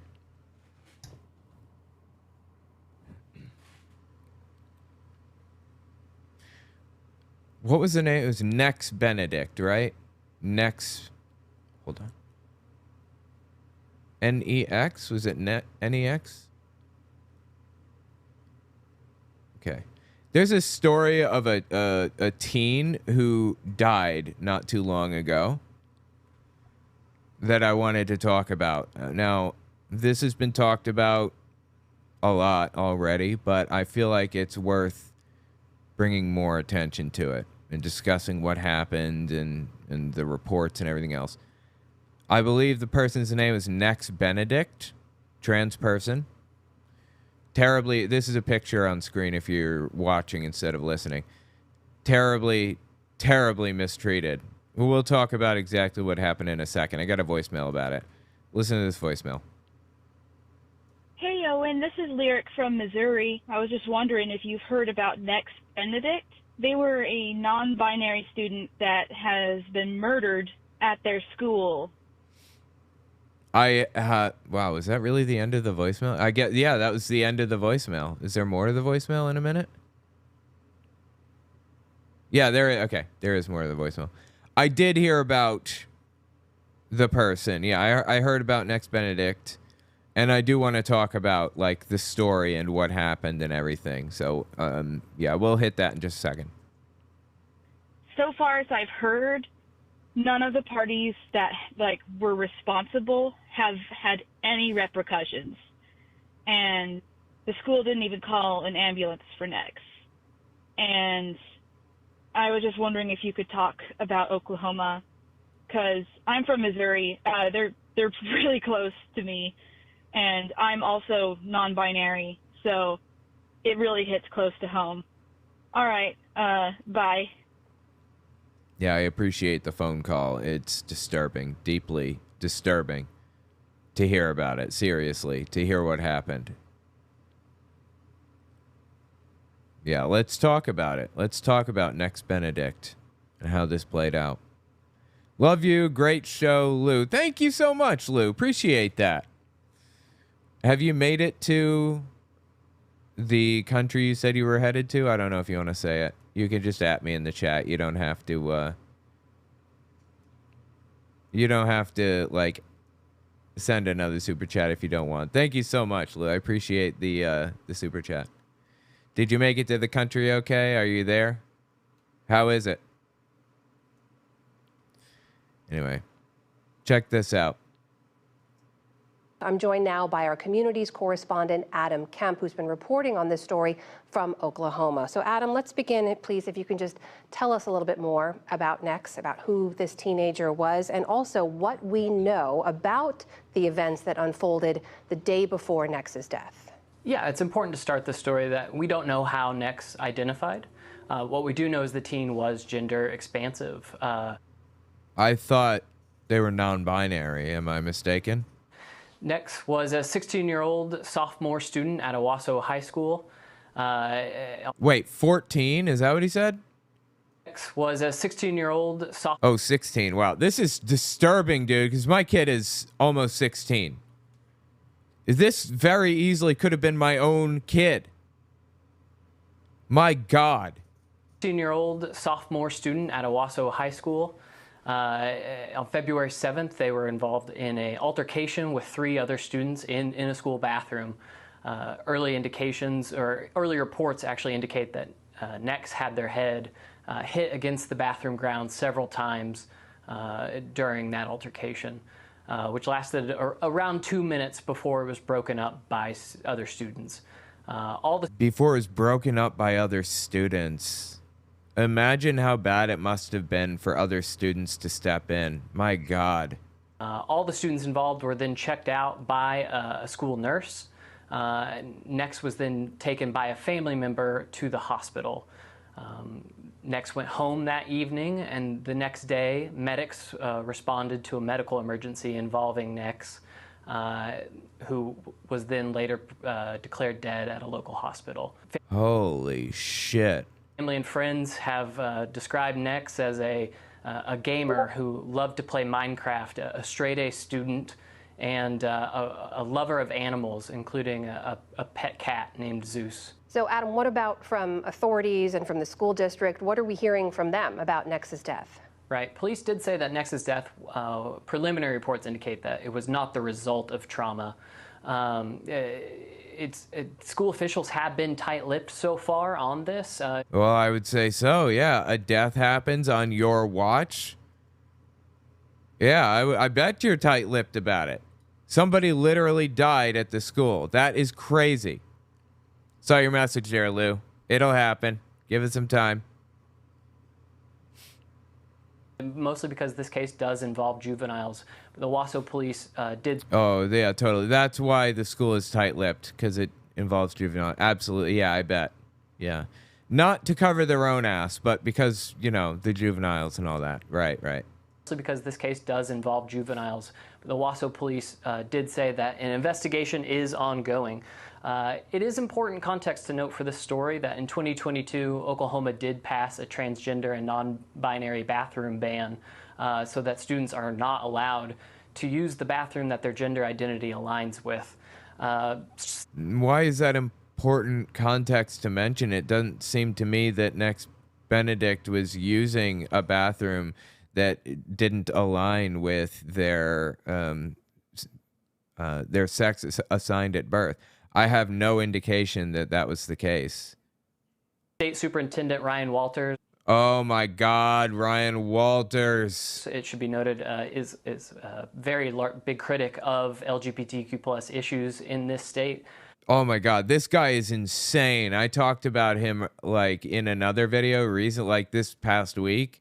If you guys want to check it out, it's about Oklahoma, asking if they're okay because they seem to have serious issues right now. Ryan Walters is a superintendent over, I believe, all of Oklahoma, and it's an elected position, I think. And he's absolutely insane, dude. He just said some insane stuff. Anti-trans, you know, a culture warrior, just absolutely nutty. Hold on. Wait, did I? Yeah, okay.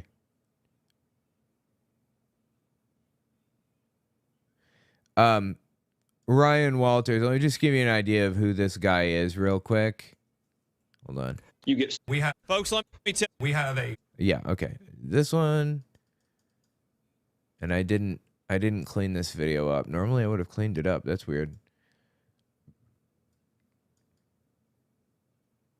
All right, 1 second here. All right, just listen to this for a second here.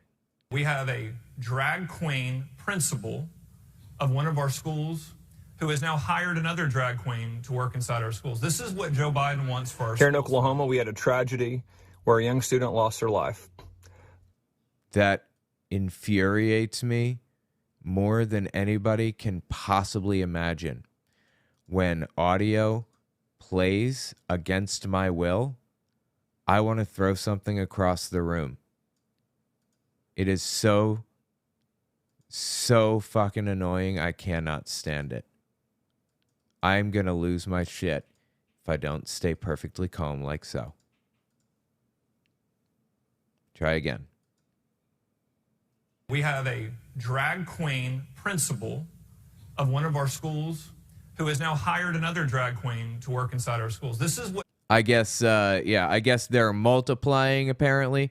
You hire one by accident, and now every single other, but before you know it, every teacher, every principal, everybody, they're all going to be drag queens. What? our schools. This is what Joe Biden wants for our schools, folks. Yeah, Joe Biden wants schools to be made up of drag queens.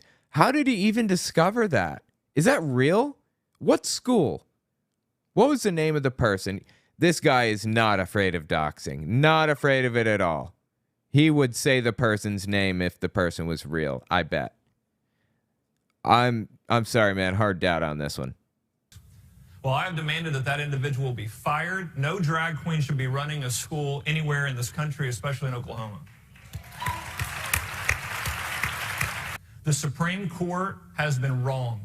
There is no separation of church and state in the country. Oh my God, dude. No separation of church. Yes, it is literally the first sentence in the First Amendment of the Constitution. I don't know how he missed that. Seriously. I'm trying to export this video as I listen to this. I'm almost done. Video and audio. H.264. Next. Clips. 310. Save. Okay, it's rendering now. 43, 69. Okay, it's done rendering. Wait for it to show up here. Delete the old one. Wait, where was the old one anyway? Old one was in... Wait. Oh, it was in RAW. Yeah, okay, good. Perfect. I cleaned it up. Okay. The point is that Ryan Walters hates trans people. I mean, drag queens aren't even trans people. They're just people like living their lives and having a good time and doing whatever. But Ryan Walters hates trans people. And anybody could fall under that umbrella in this guy's mind, in all seriousness. Well, he reacted to the Next Benedict situation. Listen to what he had to say. Here in Oklahoma, we had a tragedy where a young student lost her life. Notice the pronouns he's using. Lost her life rather than lost their life. Why is that so hard? Why can't you just say lost their life? You know why? He is pretending to mourn this student, and in the process of pretending to mourn, disrespecting the student. Tragedy where a young student lost her life. I mean, this is a political statement, not a I'm sorry this happened type of thing. We have been praying for the family, for the school, for the city of Owasso ever since. Great. How's that worked out? Has that fixed everything for us? He's the superintendent. He could actually fix problems. He doesn't want to fix this problem. He's A-okay with trans people being mistreated in schools. I'd be willing to bet. If I had to put money on it, that's what I'd put it on. Also, ever since, law enforcement has been investigating, and unconscionably, radical left-wing groups and the media have lied about the death of the student and have intentionally... Wow, okay. Suddenly we've gone to radical left-wing groups are to blame for everything. That's news to me. Go on. And have intentionally lied to push an agenda that was politically motivated to attack me and conservatives in the state of Oklahoma. And what does Next Benedict's death have to do with any of that? What we know is the media has lied locally and nationally to try to push a political agenda against conservatives. A trans person dies and he pretends to be persecuted? Are you kidding me? You must be joking, right? What the hell is he even talking about right now? Like, he's the fake victim in every situation. He pretends to be the persecuted victim in everything. It is despicable, and this is why the people of Oklahoma and the people of America do not trust the liberal media. They would use any tragedy to further their political motives. That is literally what he is doing right now. Like, we are watching him do that right now. This is supposed to be a video of the superintendent, who's a public figure, saying, I'm sorry that this student lost their life. I'm sorry that for the family. I'm sorry for this and that, blah, blah, blah. And what's he doing? He's coming out here talking about the radical left media mistreating him, using any tragedy, blah, blah, blah. Seriously. He is literally doing exactly what he's complaining about right now. They would use any tragedy to further their political motives. In Oklahoma, I will never back down to a woke mob. We will continue to do the work that we're doing in education, and we will not allow leftist radicals and a left-wing media to push an agenda that is anti-American. And what's that agenda? Is that agenda just like, I guess that's the end of the video, yeah. Is that agenda just like, don't kill trans people? Is that the agenda we're talking about right now? That is insane. That is an insane video to release when one of the students in a school that this guy oversees was murdered. Okay, now let's continue listening to these people talk about the report. By the way, Lou, thank you so much. I appreciate it once again. For the kiddies, I'm a 45-plus-year-old disabled veteran who's gay and has been beaten up at 13 by adult men for who I am. All I want for Christmas to clean their own house. Can my nation give this to me and give me peace? You know what? It's bound to happen one day. It is bound to happen. As I said earlier, I don't know if you were here for it or not, but I'll say it again. There's a progression. There can really only ever be outrage over like a single subject at a time on the right. Like, it was CRT for a while, then it was wokeism, and it was trans people. It was drag queen story hour. Remember that? And now it's, what is it? Embryonic prison, blah, blah, blah, whatever. All the while, we have activists working behind the scenes, furthering the goals of the black community and other minority groups. Right now, oh, and immigrants are the target right now, too, heavily. Others are working toward a common goal right now in the background. When the focus shifts,